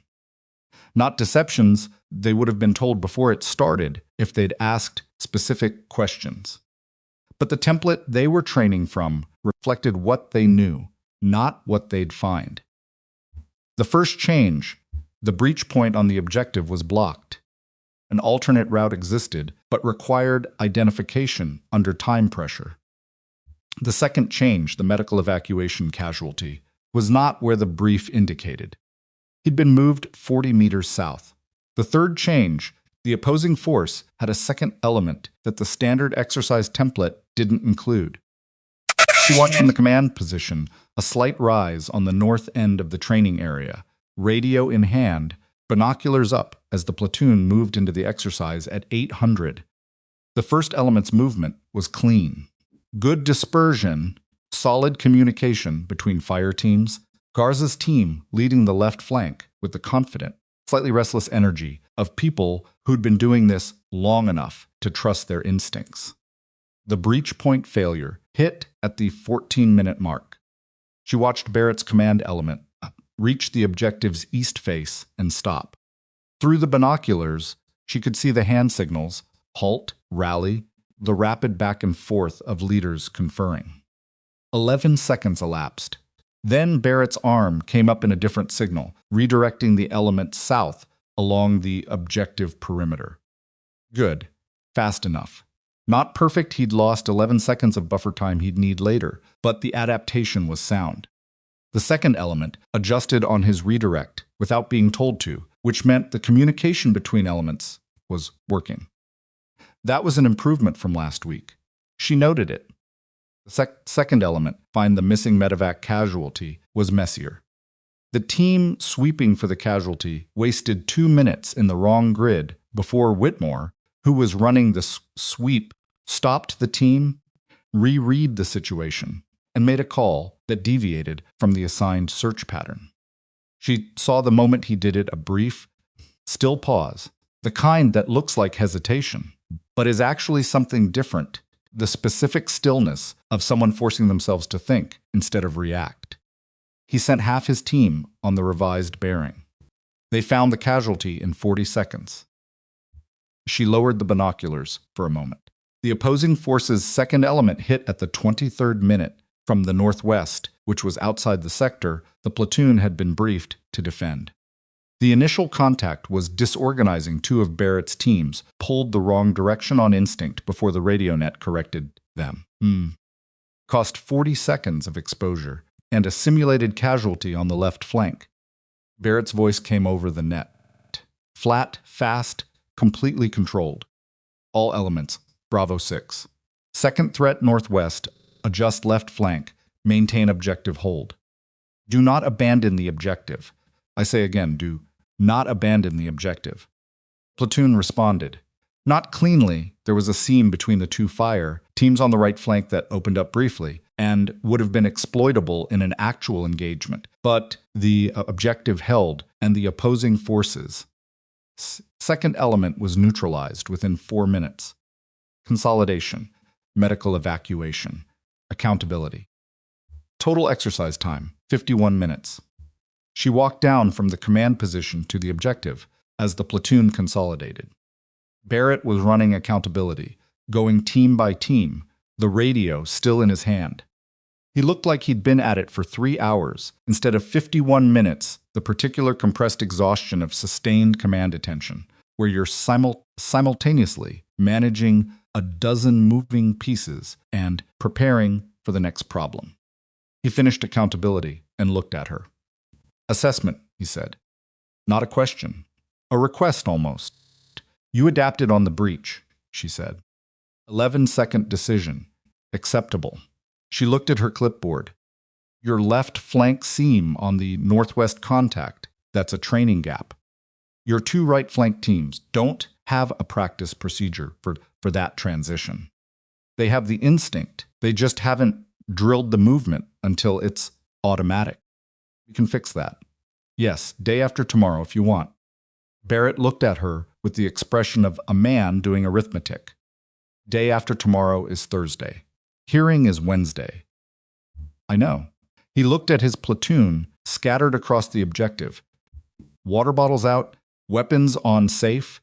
Used the loose, wrung-out posture of people who have been moving hard for nearly an hour. He looked at them the way she'd watched him. Look at them all week. Not strategically, not tactically, but with the particular attention of someone who knew each of them as individuals and was tracking constantly how each of them was holding up. Whatever else Cole Barrett was, he knew his people. What happens Wednesday? He asked. The investigation committee hears statements and reviews evidence, she said.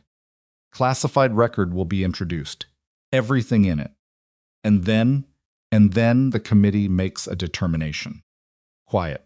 My counsel is going to use the incomplete version regardless of what I told them. I know, you're not going to try to stop them. I'm going to let the complete record speak, she said. That's all. Barrett looked at her for a long moment. Whatever he was thinking, he kept it behind his face. He'd gotten better at that over the past week, or maybe she'd just gotten better at reading the surface, the specific kind of closed expression that meant he was actually wrestling with something rather than just performing composure. All right, he said. She nodded once and walked away to debrief the individual teams. She got back to the headquarters building at 1430. Confirmation of the classified record release was waiting in her secure inbox, a 2-line message from the processing office, dry and bureaucratic, and one of the most important things she'd read in months. Release authorized. Documentation package forwarded to JAG case reference number per requester consent. Classification markings retained on transmitted copy. She forwarded it to Wills with a single line, received. See you Wednesday. Then she sat in the S3 reading room and did nothing for 4 minutes. Not reviewing files, not building training plans, not running mental calculations about the hearing. Just sat. The fluorescent light hummed. Someone was typing in the next room. Outside, the wind was still coming off the ridge, and she could hear it finding the gaps in the building's old frame. She thought about the document, about what it contained. 18 months ago. Coronado. CQB evaluation that had gone wrong in a way that the evaluating officers hadn't been cleared to fully understand. What the incomplete record said, Petty Officer Reyes failed to complete the objective under simulated pressure. Removed from the exercise at the 40-minute mark. What the complete record said, Reyes had been 40 minutes into a CQB evaluation when she received, through a separate secured channel that the evaluation team wasn't cleared to access, a real-world intelligence alert. The alert was a flash precedence notification, the second highest priority designation in the Naval Communications System, used only when operational action was required, within hours, not days. The alert was about a team, her team. 3 operators who'd been detached for a liaison mission in a location she still couldn't name even in her own head without the specific practiced discipline of compartmentalization. The mission had gone sideways. They were in a position that required immediate extraction support. The extraction window was closing. She'd stopped the evaluation. She'd gone to a secure terminal. She'd spent the next 14 hours, Malchin, working alongside a command element to provide the intelligence support that helped pull her team out of that position. The evaluation board had documented what they saw: incomplete exercise, early removal, performance failure. They hadn't been cleared to know why, and because of how the compartmentalization worked, they hadn't been told. Classified record contained all of it: her team's after-action report, communications log, the commendation from the operations senior officer, who had written in terms that were specific and measured and unambiguous about what her contribution had been. It also contained something the evaluating officers hadn't known: the Bronze Star citation. Full version. Not the redacted summary in her service record, but the complete account of what she'd done to earn it the tunnel rescue operation that the incomplete versions described only as actions in an austere environment during a humanitarian adjacent mission. Complete version used different language. She sat in the fluorescent hum and thought about what it would mean when that document entered a formal proceeding, and everyone in the room read it. She wasn't sure whether she dreaded it or simply accepted it as necessary. It felt like both things at once, which was uncomfortable in the specific way that most necessary things are. Her phone buzzed. Wills. I reviewed the documentation package, he said. The full record. Okay. A pause. Reyes, I have to ask you directly, why didn't you use this before now? The complete record would have neutralized the Coronado narrative immediately. Because I didn't know that narrative was coming until Friday, she said. And because the record contains operational information that I would have preferred to keep out of a formal proceeding. You consented to its release, knowing what's in it. Yes. Because they're going to try to use an incomplete account of an event to suggest I'm not fit for the assignment I'm in and the career path I'm on, she said. And I'm not going to allow a redacted file to define me in a hearing I can correct. A pause. All of it or none of it? I chose all of it. Wills was quiet for a moment. Committee chair is going to want to speak with you privately before the formal session. Can you be there at 7:30? Yes. Okay. Another pause. For what it's worth, I've been doing this for 8 years, and I don't often read documents that change the shape of a case the way this one does. She said nothing. See you at 7:30, Wills said, and hung up. She sat for another minute. Then she stood, straightened her uniform, and went back to the training field for the afternoon's final evolution. Wednesday, 612. Maya was on the obstacle course before sunrise. Not because she was scheduled to be. The platoon she was scheduled to be, the platoon's training was suspended for the hearing day. She'd notified them Monday, told them to use the day for individual maintenance and rest. Nobody was required to be on the field this morning. She was there because she needed to run it once more, alone, without anyone watching. She went through the stations in the gray pre-dawn quiet. The rope ascent, still damp, the lateral traverse. The low crawl through the gravel channel. The walls, the frames, the balance elements that she'd stopped finding interesting 3 days ago and now moved through on pure muscle memory. Station 8, the underwater lane. She stood at the entry point for a moment. The tank's surface was still in the windless morning air, dark and flat. The guide ropes were visible just below the surface, pale lines running to the far end where the weighted dummy waded in 7 feet of water. She went in. The cold hit her immediately. The tank wasn't heated, and, at this hour, in this temperature, the kind of cold that compresses your chest and slows your first breath on entry. Felt it a dozen times this week, and it still did exactly what cold water does. It stripped everything away. All the layers of strategy and documentation and interpersonal calculation that she'd been carrying for 2 weeks. The hearing this morning, the classified record, Reyes' flag, Vega's documents, Barrett's counsel, and their planned maneuver, all of it went quiet the moment the water closed over her head. There was only the lane, the guide ropes, the distance. She reached the dummy at the far end, secured the extraction harness, turned, and pulled. The weight was the same as it had always been. She pulled steadily, not fighting it, using her leg against the lane floor for leverage, letting the physics do what physics does when you stop struggling against it and start working with it. She reached the exit ledge and lifted the dummy over in one continuous motion. She pulled herself out after it and stood there, dripping, in the empty training field.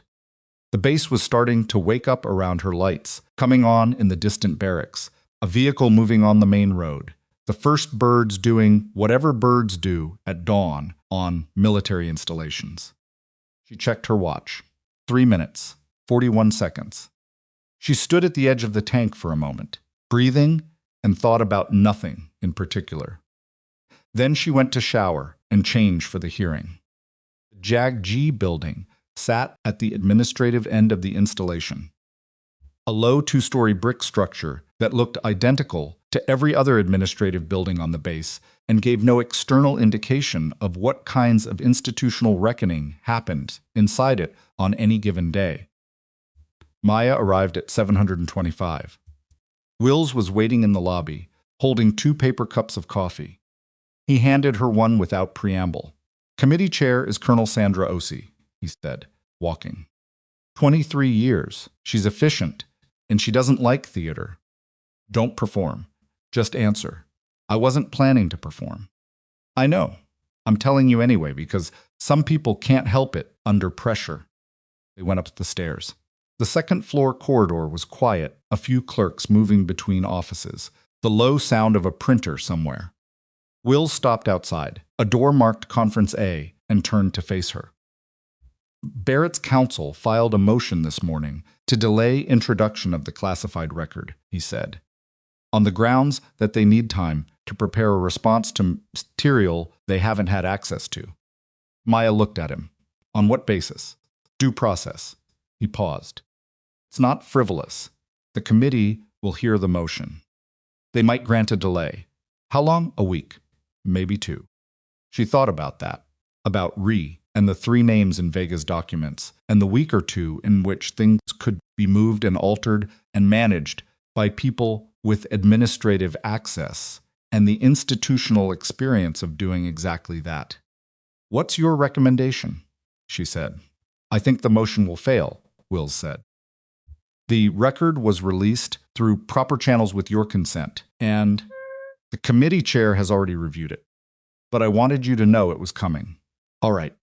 Turned to the door, then stopped. "One more thing. Reyes is in the building." Maya went still. "He's not a party to this proceeding," Wills said. "He has no standing in the room. But he's here, which means someone told him the classified record was being introduced today, which means there are people inside this process feeding information outward." She thought about that, about what it meant that Reyes had come in person, rather than sending someone, making a call, doing any of the dozens of things available to a man with his position and access. "He's worried," she said. "Yes," Wills said. "He is." He opened the door. The conference room was larger than she'd expected, a long table, 8 chairs, a projection screen on the far wall currently showing nothing. 3 people were already seated. A colonel she didn't recognize, a JAG-G major, and Okafor, who had no formal role in the proceeding, but who had apparently decided to be present anyway and was sitting along the wall in the chairs, reserved for observers. Okafor caught Maya's eye as she entered and gave her a single, minimal nod. Kind of nod that means, "I see you, I'm here." Maya sat. 3 minutes later, Barrett's counsel entered. 2 of them, a civilian attorney named Marsh and a JAG captain named Foley. Marsh was the one who'd filed the delay motion. She recognized the legal style from Wills's description. He had the relaxed confidence of someone who had won similar motions before and expected to win this one. He set a folder on the table, looked across at Maya, and did not acknowledge her. Barrett entered last, alone, without his counsel's escort. He sat on their side of the table, but left a visible gap between himself and Marsh. At Maya once, briefly, and then looked at the wall. Colonel Osei entered at exactly 800. She was shorter than Maya had expected, with close-cropped gray hair and the particular economy of movement that comes from a career spent in institutions where efficiency is a form of respect. She sat, arranged 2 documents in front of her, and looked at the room. This is a preliminary evidentiary hearing in case reference. She read the number from the document regarding an incident report filed on the 14th of this month. I've reviewed the submitted evidence, including the most recently transmitted classified material. We will begin with the motion to delay filed this morning. Marsh straightened. Colonel Osei, if I may— You may, Osei said. You have 3 minutes. Marsh laid out the motion with the practiced economy of someone working from a prepared structure due process. Inadequate preparation time. The classified material's late introduction relative to the hearing date. Competent. He was right that it wasn't frivolous. Osei listened without expression. When Marsh finished, she looked at Wills. Response? Wills took 90 seconds. The record had been released with the subject's consent through proper channels.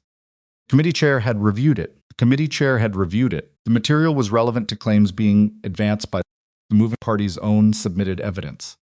Delay would serve no legitimate procedural purpose and would create exposure to information management concerns given. Thank you, Osei said. She was quiet for a moment. Then, motion denied. We proceed. She looked at Marsh with a flatness that contained no hostility and no warmth, only precision. If you intend to challenge the classified material's admissibility, you may do so through the standard appellate process after today's proceedings. For now, we proceed with the full record. Marsh's composure held. Barely. Foley, beside him, wrote something on a notepad and underlined it. Osei turned to the room. We'll begin with the incident report. Petty Officer Reyes, please walk the committee through the events of the 14th, in your own words, from the beginning. Maya looked at the committee, at Osei's precise, waiting face, the Jaggy Major's pen hovering over a legal pad, at the projection screen that would, in approximately 12 minutes, display the document she'd authorized from a secure archive 1,800 miles away. She breathed in once and began. She told it straight. No performance, no editorial, no attempt to frame what happened in language that would make it easier to hear. She started at 8:47 p.m. on the 14th, walked through the sequence in the same order she'd written it in the parking lot that night. The approach, the conversation, the shove, the floor, the blood, the drive back, the notebook, photographs the Jaggy office at 7:45 the following morning. She spoke for 11 minutes without stopping. The Jag Major's pen moved continuously.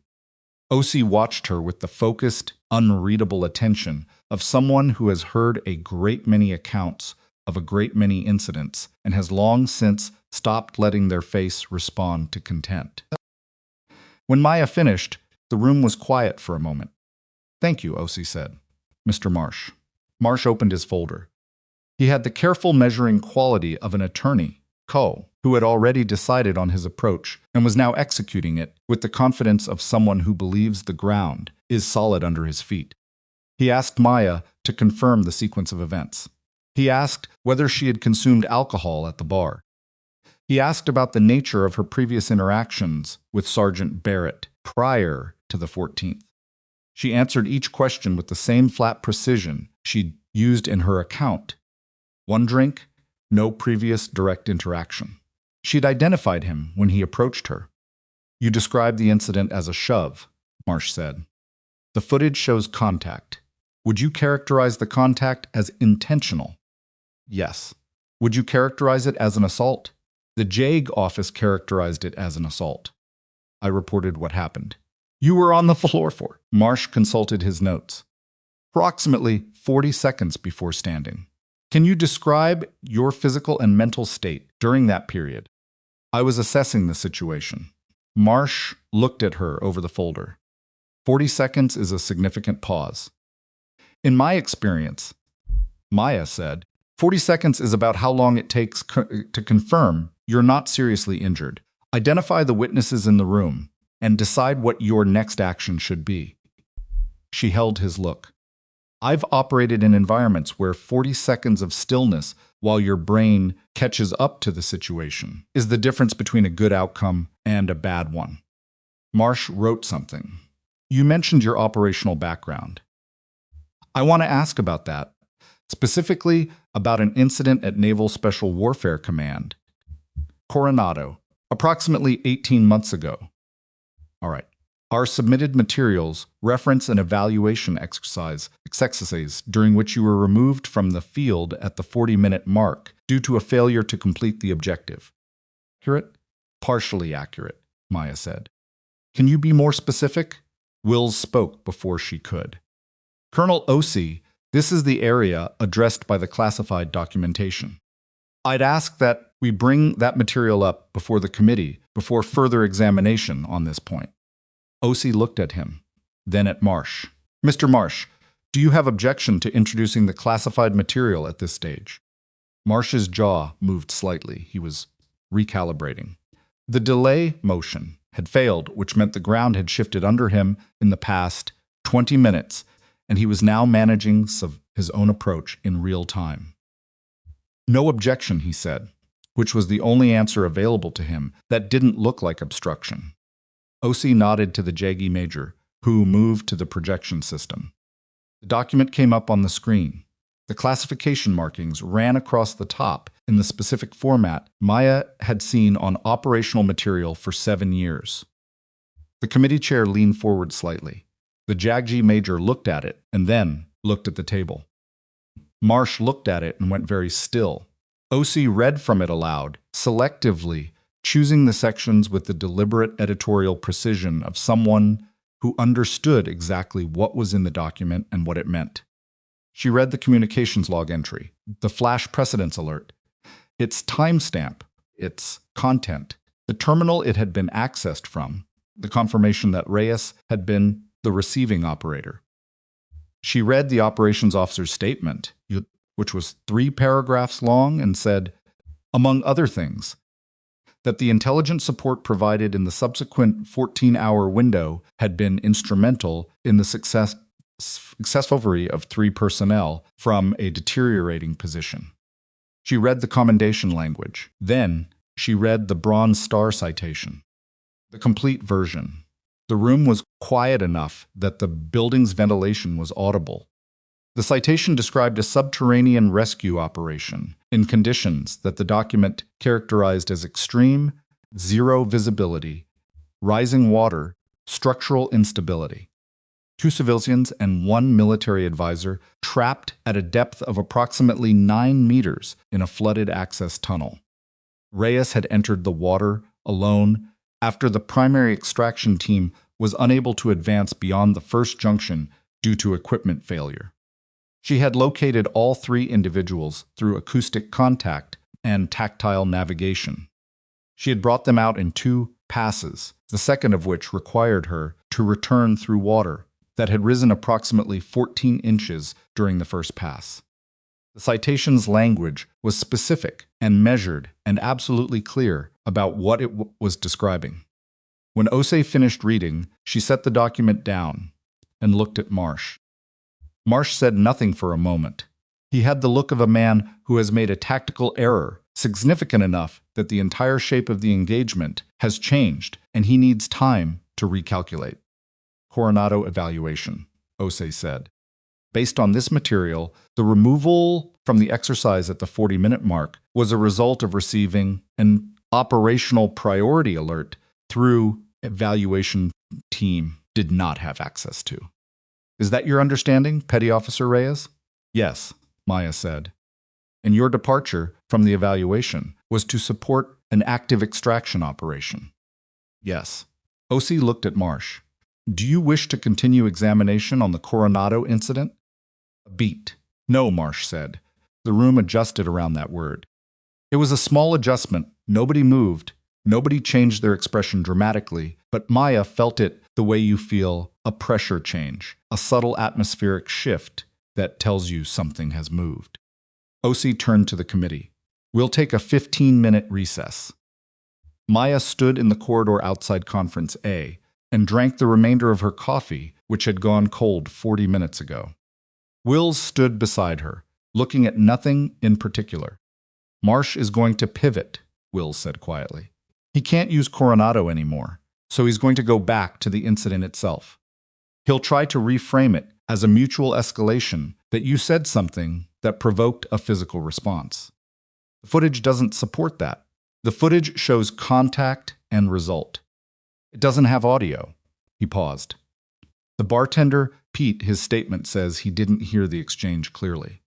The witnesses who came forward heard fragments. Maya thought about that. Barrett. What about him? He was there. He heard the full exchange. She looked at the door. If Marsh reframes this as mutual escalation, Barrett has to either support that framing or contradict it. In front of a committee. Wills was quiet for a moment. His own counsel's strategy. Yes, he might not know they're going that direction. He knows enough, Maya said. He told me Monday that he didn't authorize the Coronado angle. If they try a mutual escalation frame without telling him, she stopped. He'll make a decision. Wills looked at her. You're betting on that. I'm not betting on anything, she said. I'm observing a pattern. The door opened. The JAG major looked out. 2 minutes. They went back in. Marsh's pivot was exactly what Wills had predicted. He reframed his examination around the conversation. At the bar, the specific language Maya had used, the question of whether her responses to Barrett's comments had been designed to provoke rather than de-escalate. He was careful about it. He didn't use the word provoke. He used escalate, and he didn't claim she'd initiated the physical contact, only that the verbal exchange had created conditions. Maya answered each question without agitation. Yes, she'd told him he should go back to his table. Yes, she'd referenced the time. No, she hadn't raised her voice. No, she hadn't made any physical gesture. You testified that your final statement to Sergeant Barrett was, "It's getting late," Marsh said. Do you stand by that? Yes, and you reached for your jacket at that point. Yes. Would you characterize that motion, reaching for your jacket, as an attempt to leave the situation? Yes, I was leaving. Or would you characterize it as a deliberate provocation, turning your back on Sergeant Barrett in a manner that he might have interpreted as, no, Maya said, flat clear, not loud. Marsh paused. I reached for my jacket, she said, because I was done with the conversation and I was leaving the bar. That's what reaching for your jacket means. A beat. Mr. Marsh, Barrett's voice came from across the table, quiet and entirely unexpected. Marsh turned. Barrett was looking at his own hands on the table. She didn't provoke me. His voice was flat and deliberate, like someone reading from a document they'd prepared. She answered my questions. She told me to go back to my table. She reached for her jacket. I put my hand on her arm and I shoved her. A pause. That's the sequence. Marsh was very still. Sergeant Barrett? Flea said quietly, with the specific urgency of a subordinate reminding a principal that he is saying something he should not be saying. I know, Barrett said. He looked at Foley once, then looked back at his hands. I know what I'm saying. The room held that moment for a long, flat beat. O.C. looked at Barrett. Sergeant, you understand that you are providing testimony that contradicts your counsel's current line of examination. Yes, ma'am. Do you wish to make a formal statement? Barrett looked up at the committee for the first time. He had the look of a man who has carried a thing for long enough that setting it down, even painfully, feels better than continuing to carry it. I want to correct the record, he said. Whatever this committee decides, that's yours to decide. But I'm not going to let my counsel build an argument on something that isn't true. Marsh put his pen down. Foley wrote something on his notepad, tore it off, and slid it to Marsh. Marsh looked at it. looked at Barrett, did not respond. O.C. made a note. We'll hear your formal statement after the recess. Mr. Marsh, given this development, does the defense have anything further on the incident itself? Marsh's composure was intact. It cost him something visible to keep it that way, but it held. Defense reserves the right to make a closing argument following Sergeant Barrett's statement. Noted, recess, 20 minutes. The second recess was less quiet than the first. Maya sat in the corridor again. Wills stood 2 feet away, and for a moment neither of them said anything, because what had just happened in that room needed a moment to settle before it could be accurately described. He just took himself apart, Wills said, finally. Low. He told the truth, Maya said, in a formal proceeding. On the record. Against his own counsel's argument. Wills shook his head slightly. That's not nothing, Reyes. No, she said. It's not. She sat with that. She'd watched Barrett make the decision in real time, seen the moment his hand had stopped moving, and his jaw had set, and something behind his face had resolved from complicated into simple. The way complicated things occasionally do when the person carrying them decides to stop managing the weight and just put it down. She didn't know what it cost him. She suspected it was more than she could calculate from the outside. Suspected? Okafor appeared at the end of the corridor, walking from the direction of the stairs. She stopped when she saw Maya, looked at her face, and read something there. How's it going? Okafor said. Barrett corrected the record, Maya said. Okafor absorbed that without expression. Then she said, huh, in the tone of someone who suspected something and has just been told they were right. There's something else, Maya said. Ree is in the building. Okafor's eyes sharpened. Since when? Wills told me at 730. He's not a party to these proceedings. No, he's just here. Okafor looked at the corridor in the direction of the administrative section. A long, flat look. He's watching for how it goes, she said. Goes badly for his position, he'll start moving things before the committee issues findings. I know, which means if you have anything that addresses the flag and the pattern Vega documented, it needs to go into this proceeding before it closes. Okafor's voice was precise and quiet and completely without emotion. Once the committee closes the record, Ree has room to operate. While it's open, everything he touches becomes part of the case file.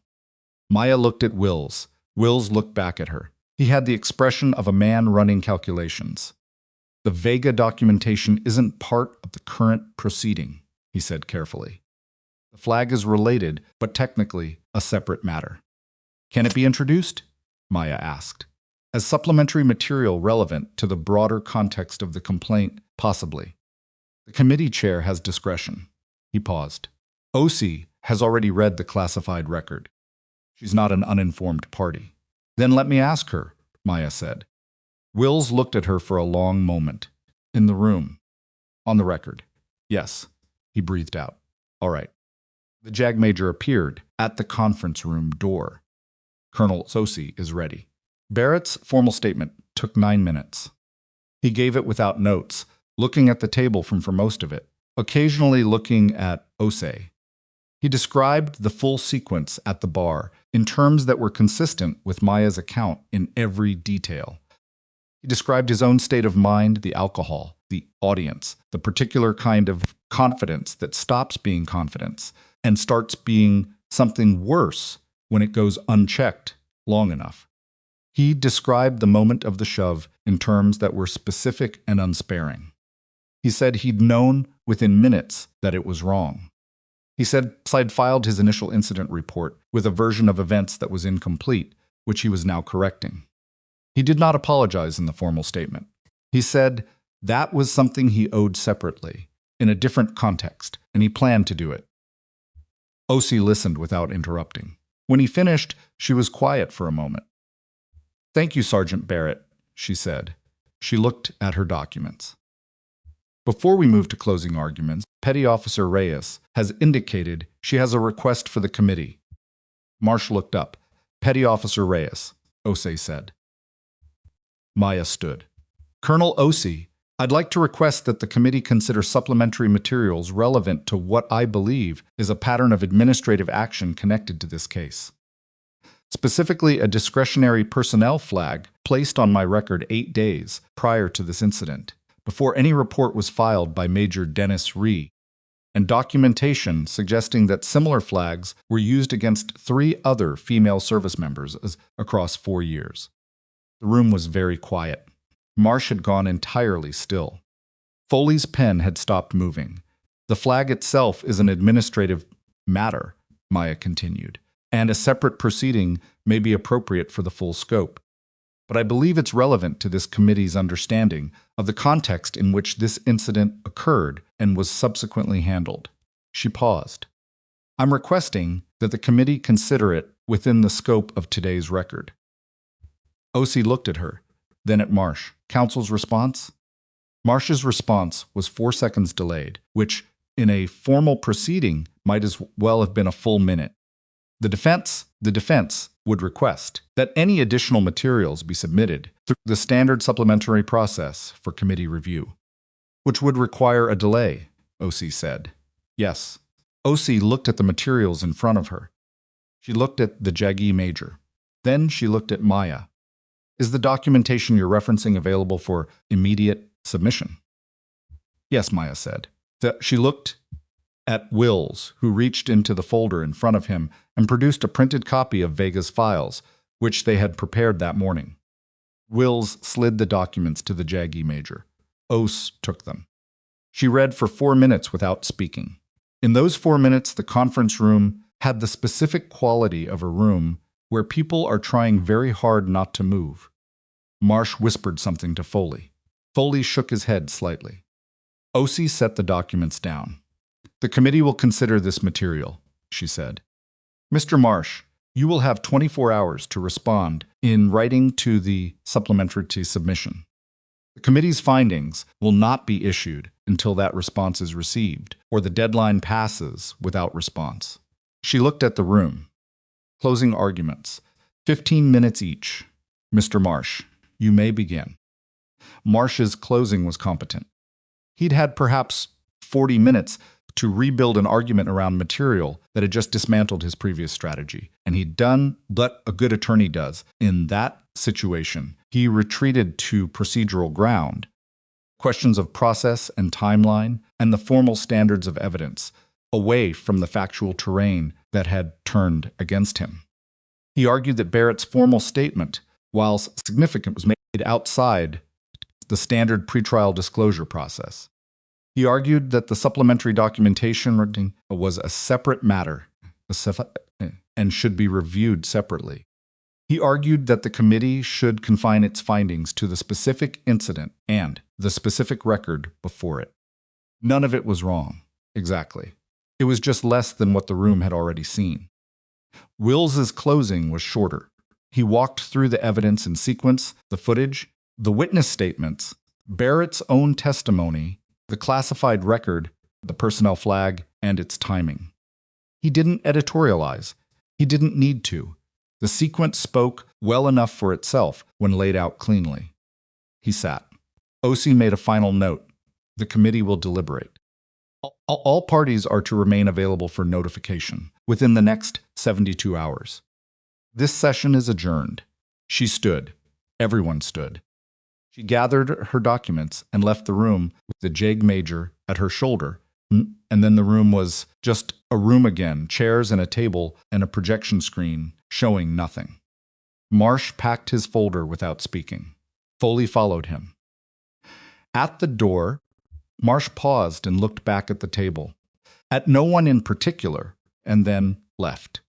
Barrett sat for a moment after everyone else had moved. He was looking at the table in the same way he'd been looking at it during his statement, not avoiding anything, just thinking. Maya was still at her seat, gathering her own materials. He looked up. I should have said something that night, he said. In the bar, while you were on the floor. Maya looked at him. I know that doesn't change anything, he said. It doesn't, she said. But I heard it. He nodded. He stood. Picked up the single folder he'd brought with him, It occurred to her that it was nearly empty, that he hadn't come to this hearing with much in the way of materials, only his own account, and walked to the door. He stopped without turning around. Whitmore should get the advanced navigation training. The full program, not the abbreviated version. I know, she said. He left. She stood alone in the conference room for a moment. Projection screen hummed faintly. Outside, a vehicle passed on the road below the building's windows. She picked up her folder and walked out. Reyes was in the first floor lobby. She saw him immediately. He was standing near the entrance, in his Class B uniform, talking to someone she didn't recognize on the phone. He was a lean man in his late 40s, with a careful, composed face that gave away very little. And he held his phone the way people hold phones when they're listening to information they don't like. He saw her at the same moment she saw him. She kept walking. Down the stairs, across the lobby, toward the exit. She didn't alter her pace, didn't look at him again, gave him nothing to read in her movement. She was 10 feet from the door when he said, behind her, Petty Officer Reyes. Stopped, turned. He'd ended his call. He was looking at her with the measured expression of a man who has decided to take an approach. Major Reyes, she said, I heard the proceeding ran long. He said it conversationally, the way you comment on weather. Proceedings sometimes do. A pause. He looked at her with the particular assessment of someone calculating the distance between what they know and what the other person knows, and whether the gap is still large enough to work with. You submitted supplementary materials, he said. The committee accepted them, she said. Another pause. Some of that documentation, the sourcing on some of those materials, may not hold up under scrutiny. The documents came through informal channels. The documents describe a pattern, Maya said. 3 names, 4 years, the same flag language. Whether the documents survive scrutiny or not, the pattern creates a question, and questions get asked. She held his look steadily. You know that better than I do. Something moved behind Reyes' face, not fear. Exactly. Something more controlled than fear. The particular adjustment of a careful man recognizing that a situation has developed further than he'd anticipated. The flag on your record is an administrative determination, he said. It's within my authority. The flag's existence isn't the issue, she said. The timing is 8 days before any complaint was filed. She paused. That's going to be very hard to explain in a way that doesn't raise more questions than it answers. Reyes looked at her. She could see him deciding between several options. In real time, she'd learned to read that kind of decision-making in people across a table, and it looked the same in a lobby. He chose none of them. He simply looked at her for a moment, then put his phone in his pocket and walked toward the exit. Past her, out through the doors, into the flat morning light. She stood where she was and watched him go. Wills appeared at her shoulder from somewhere behind her. How'd that go? He said quietly. He knows the flag can't be explained, she said. He'll start building a response today, which means we need OSE to move faster than he can build. Which means you need to make sure the supplementary materials are properly logged as part of the formal record before the end of business today. Wills was already pulling out his phone. Ahead of you. She looked at the lobby doors. Through the glass, she could see Reyes crossing the parking lot, moving with the controlled pace of someone maintaining composure under circumstances that required it. She thought about the 3 names in Vega's documents. 3 women who'd ended up on the wrong side of the same administrative mechanism, who'd been managed out by something that looked like paperwork until you laid the 3 cases next to each other and the shape became visible. She didn't know them. She didn't know their specific circumstances, what they'd reported, what they'd lost, how they were now. She just had their names on a document that described, in neutral bureaucratic language, what had happened to each of them. She thought about them in the particular way you think about people who've walked ahead of you on difficult ground, not with sentimentality, not with grief exactly, but with a specifics, grounded acknowledgement of the fact that the path she was on existed, partly because of the marks they'd left on it. She walked out of the JAG building into the mid-morning light. The base was moving normally around her.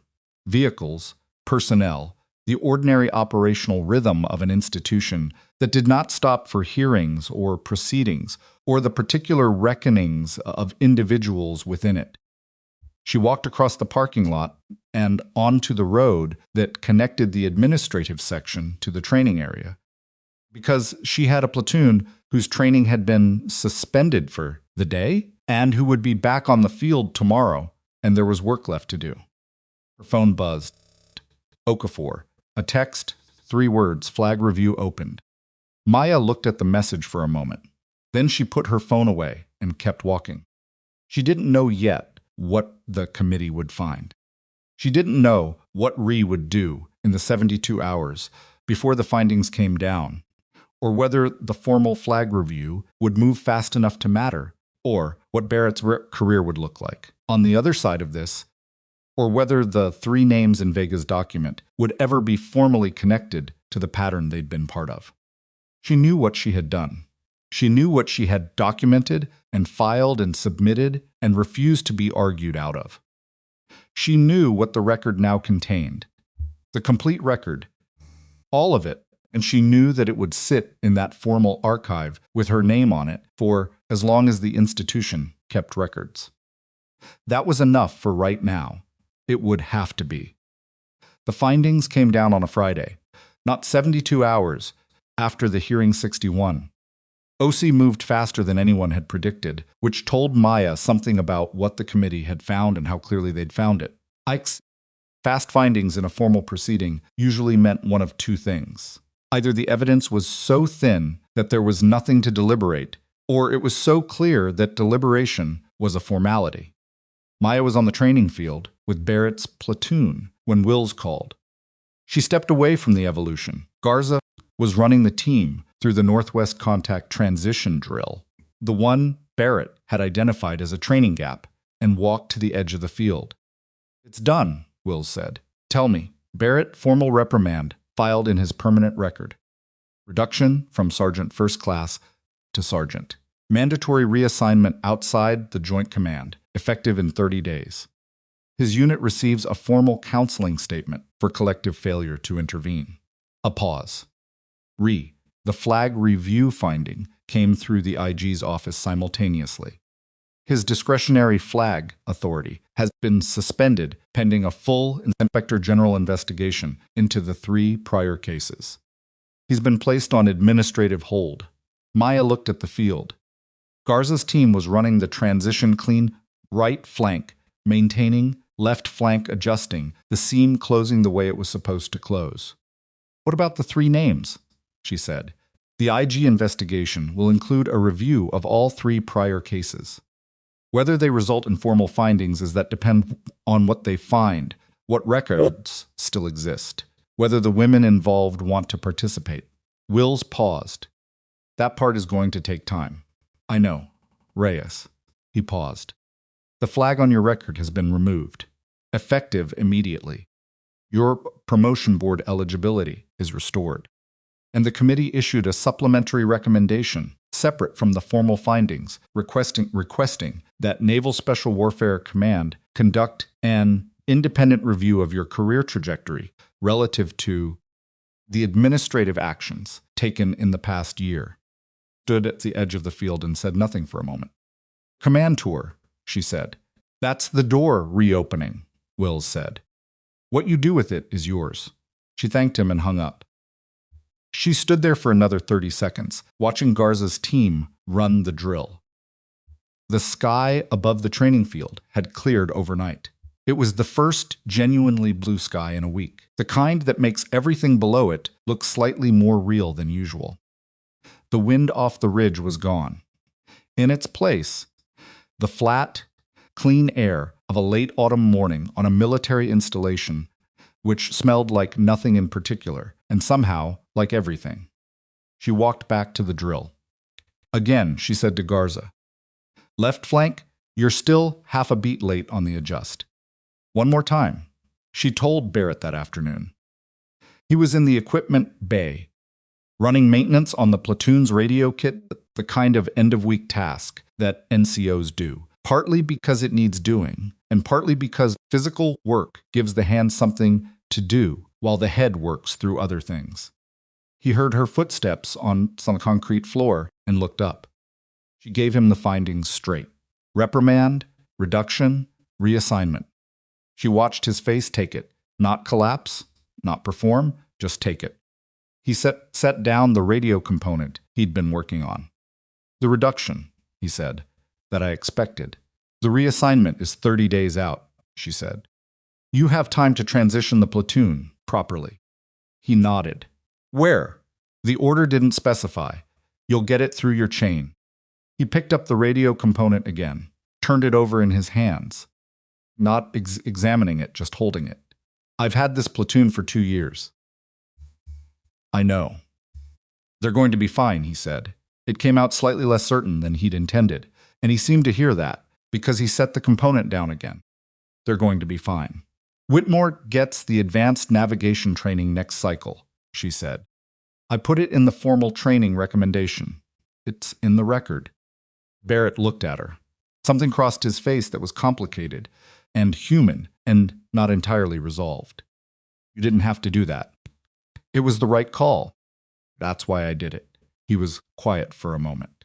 Around them, the equipment bay had the particular weekend afternoon stillness of a space that's usually loud and isn't. The re-situation, he said.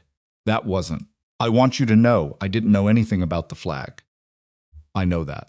The Coronado thing, the incomplete record that came through Marsh. He had a contact in the personnel system. I didn't give him a name. He paused. I should have asked more questions about where he was getting his information. Yes, she said. You should have. He accepted that without defense. I'm sorry, for the bar, for not saying it sooner or in the right setting. He looked at her.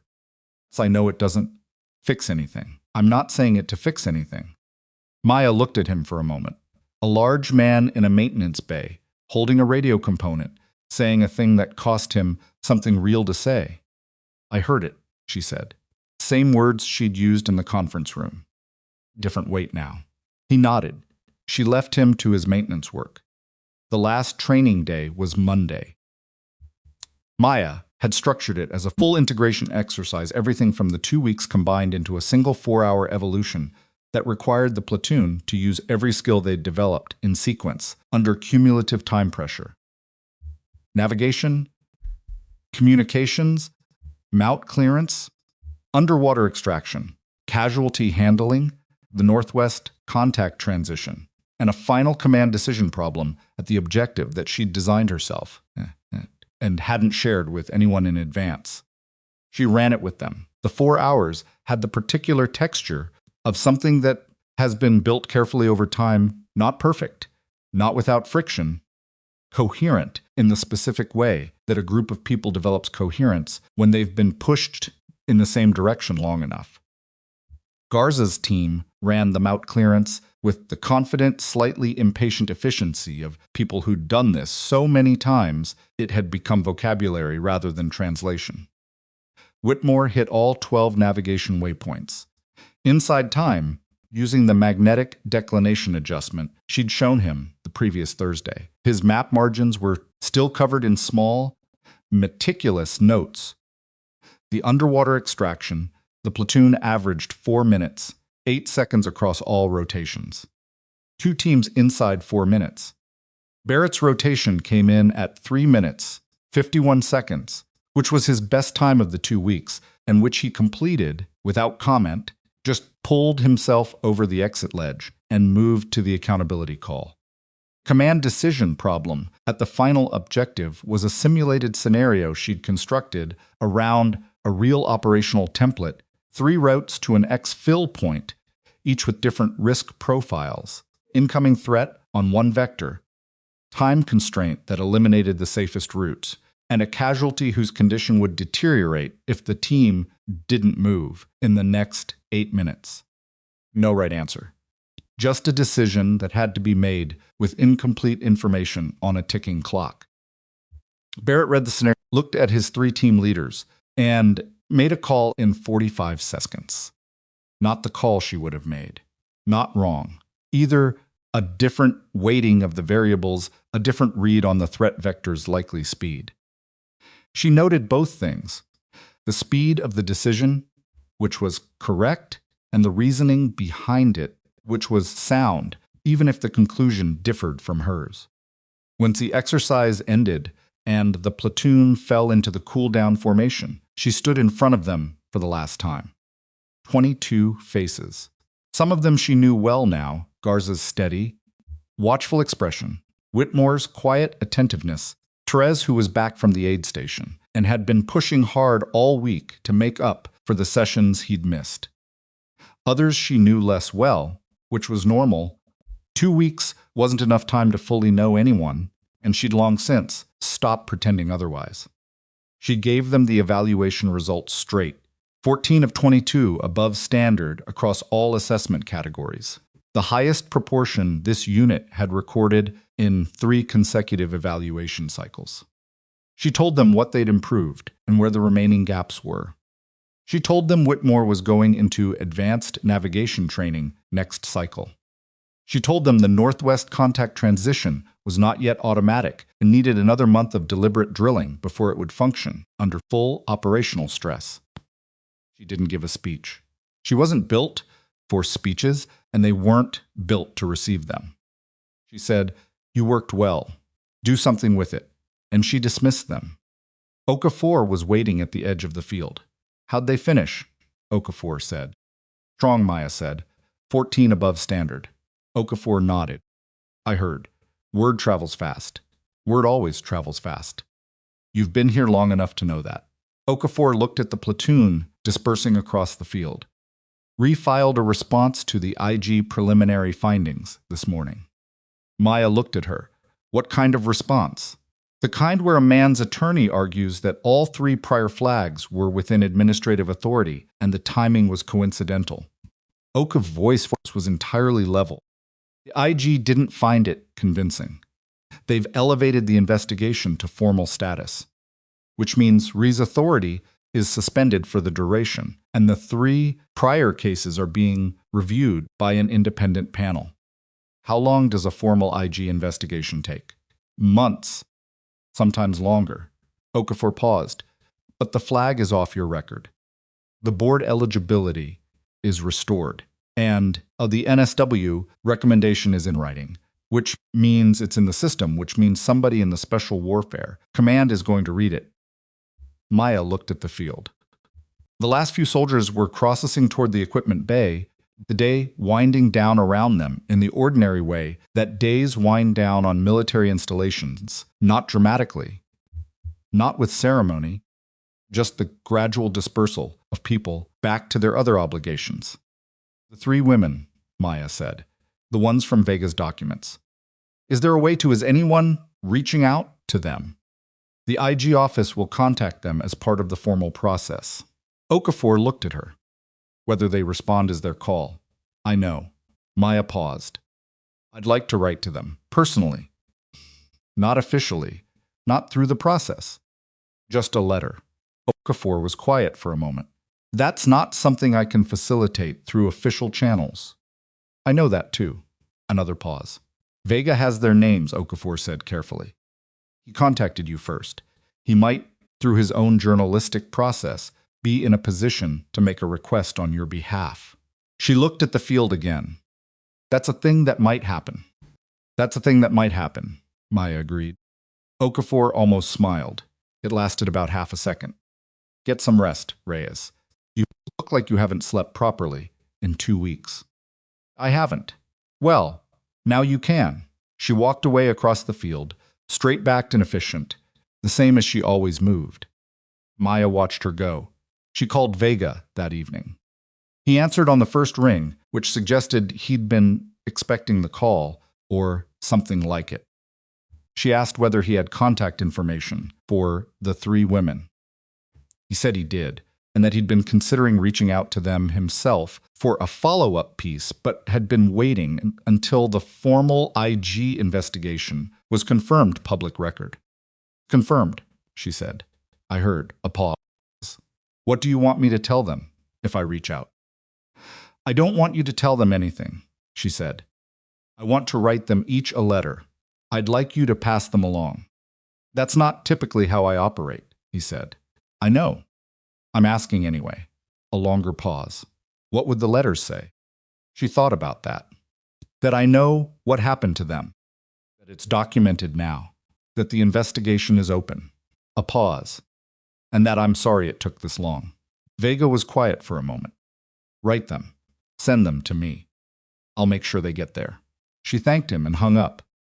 She sat at her desk and wrote for an hour. 3 letters, one for each name. Not long a page each, maybe slightly more. She wrote them the way she wrote everything when it mattered, without performance, without the careful management of impression. She wrote what was true, that she'd found their names in a document that described what had been done to them. That she hadn't known them or known what happened while it was happening. That she was sorry for that, even though she understood there was nothing she could have done. The mechanism that had been used against them was being formally examined, and that their cases were part of the record now, regardless of whether they chose to participate. She wrote, in the last letter, a line that she hadn't planned to write, but that came out and stayed. I don't know if this helps anything. I needed you to know that someone found your names and didn't look away. She read it back, left it. She sent the letters to Vega at 2,300 and went to bed. 3 weeks later, she received a response. Not from all 3. From one, a woman named Claire Sutton, who had left active duty 14 months ago and was now working as a civilian contractor in a different part of the country. The letter was handwritten, 4 paragraphs, on plain paper. The handwriting was careful and slightly uneven, like someone who doesn't write by hand often and was paying deliberate attention to each word. Sutton wrote that she hadn't known what had happened to the flag until the IG investigator contacted her. She wrote that she had spent 14 months believing her separation from service was her own failure, the result of a performance deficit she hadn't been able to identify or correct, because nobody had ever told her what the flag said or who had placed it or why. She wrote that reading Maya's letter had made her sit in her car in a parking lot for 40 minutes before she could drive home. She wrote, "Thank you for not looking away." Maya read the letter twice. Then she put it in the top drawer of her desk, where she kept the photograph from Bud. Setch graduation, the one with the 14 women on the beach. 4 of them passed Hell Week. 2 of them through the pipeline. She added the letter to that drawer. She sat for a moment. Then she picked up her laptop and started reviewing the NSW Command tour application materials that had arrived in her secure inbox 3 days earlier, which she had been reading carefully each evening and would submit before the week was out. The formal IG findings on Reyes were issued 6 weeks after the preliminary hearing. They were detailed, specific, and unambiguous in their conclusion.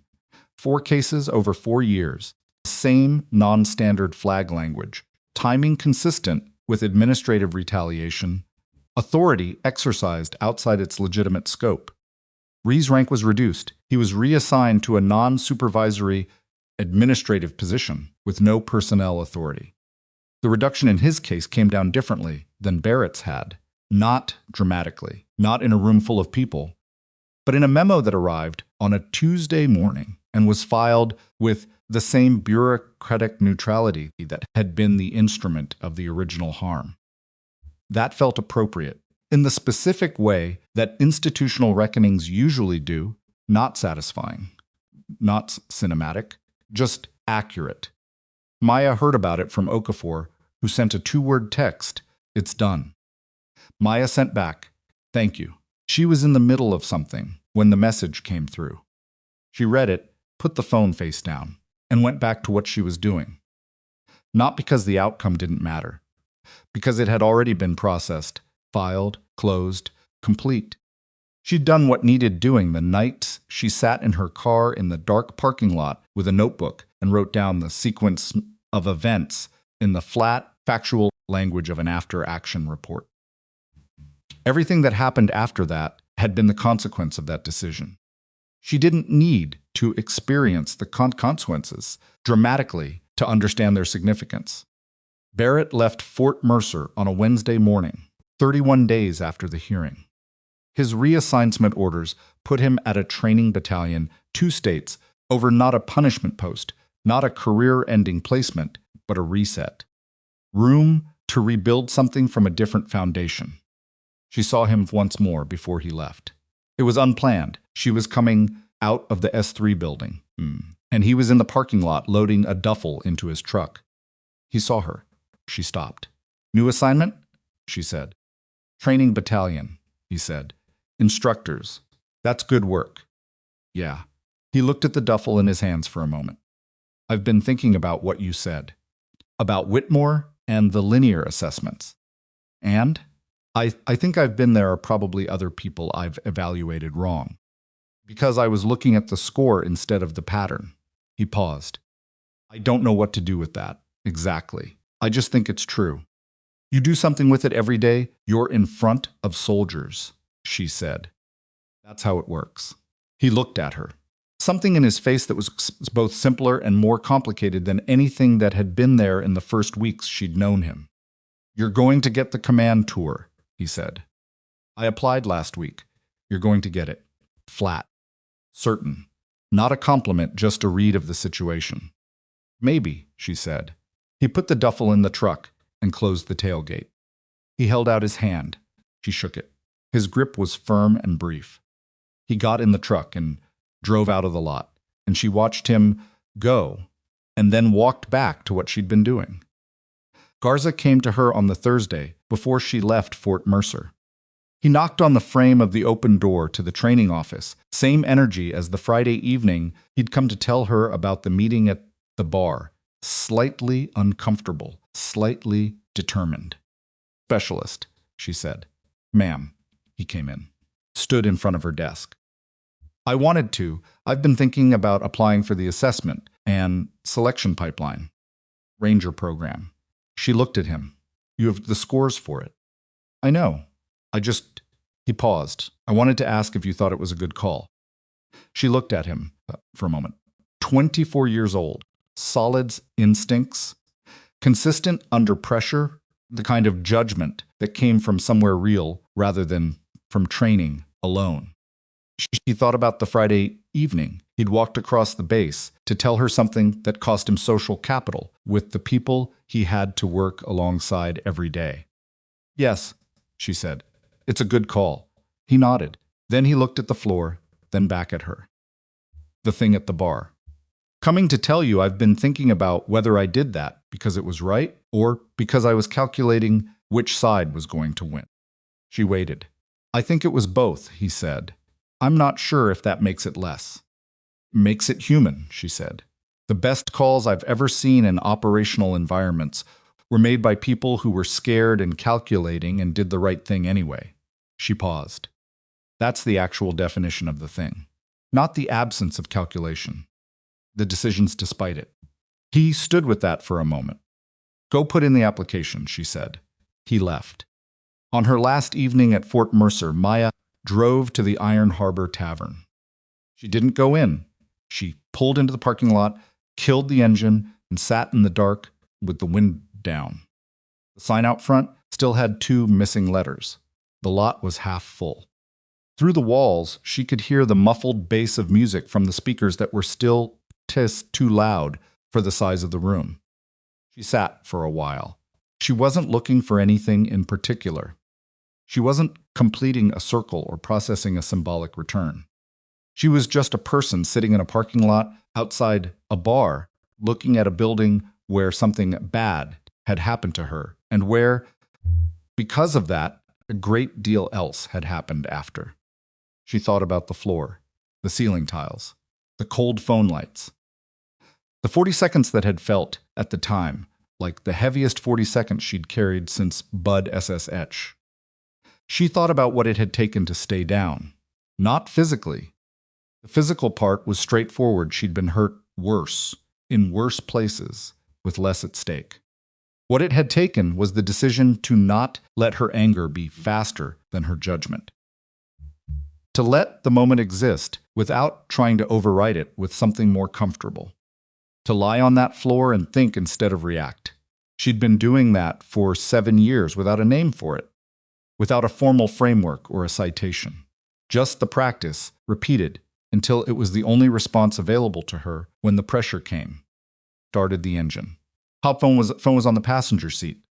The NSW application confirmation email was in her inbox, received, logged, under review. The response timeline was 6 to 8 weeks. She'd spent 2 evenings this week reading everything current about the command's operational priorities, the specific skill sets they were developing, the gaps in their existing trainer pipeline. She was not going to wait for the outcome before preparing for it. She pulled out of the parking lot and drove back to the base. She had a flight in the morning. San Diego first 3 days with Lucia and the kids in the yard that still needed mowing and the neighbor who kept parking in front of the mailbox. Real life in its ordinary, specific, slightly chaotic form. She needed it more than she'd admitted to herself or to anyone else. Then back. Whatever back meant, wherever the application led. She drove through the base's main gate, nodded to the MP on duty, and parked in the lot as outside her barracks. She sat in the car for a moment after she cut the engine. She thought about Claire Sutton, sitting in a parking lot 40 minutes outside somewhere, reading a letter from a woman she'd never met. She thought about the 2 other women whose names were on a piece of paper in a government file and who she would probably never know. She thought about Whitmore with his careful, margined maps. She thought about Garzaza, who had done the right thing while calculating the odds, which was the only way anyone ever really did the right thing. Thought about the floor of the Iron Harbor Tavern. She thought about what it means to stay down without being defeated, to be still without surrendering, to understand that the moment of maximum pressure is precisely the moment when the choice you make defines everything that comes after. She got out of the car. The night was clear and cold, the stars sharp above the installation's light pollution. She could see a handful of them anyway, the ones bright enough to push through. She stood beside the car for a moment and looked up at them, not for any particular reason, just because they were there. And the night was quiet, and she had, for the first time in weeks, nothing immediately requiring her attention. Then she went inside, packed her bag, set her alarm, and slept 8 hours straight. In the morning, she left. The world will underrate us. The quiet ones, and then quiet ones decide that the world has had long enough to figure it out.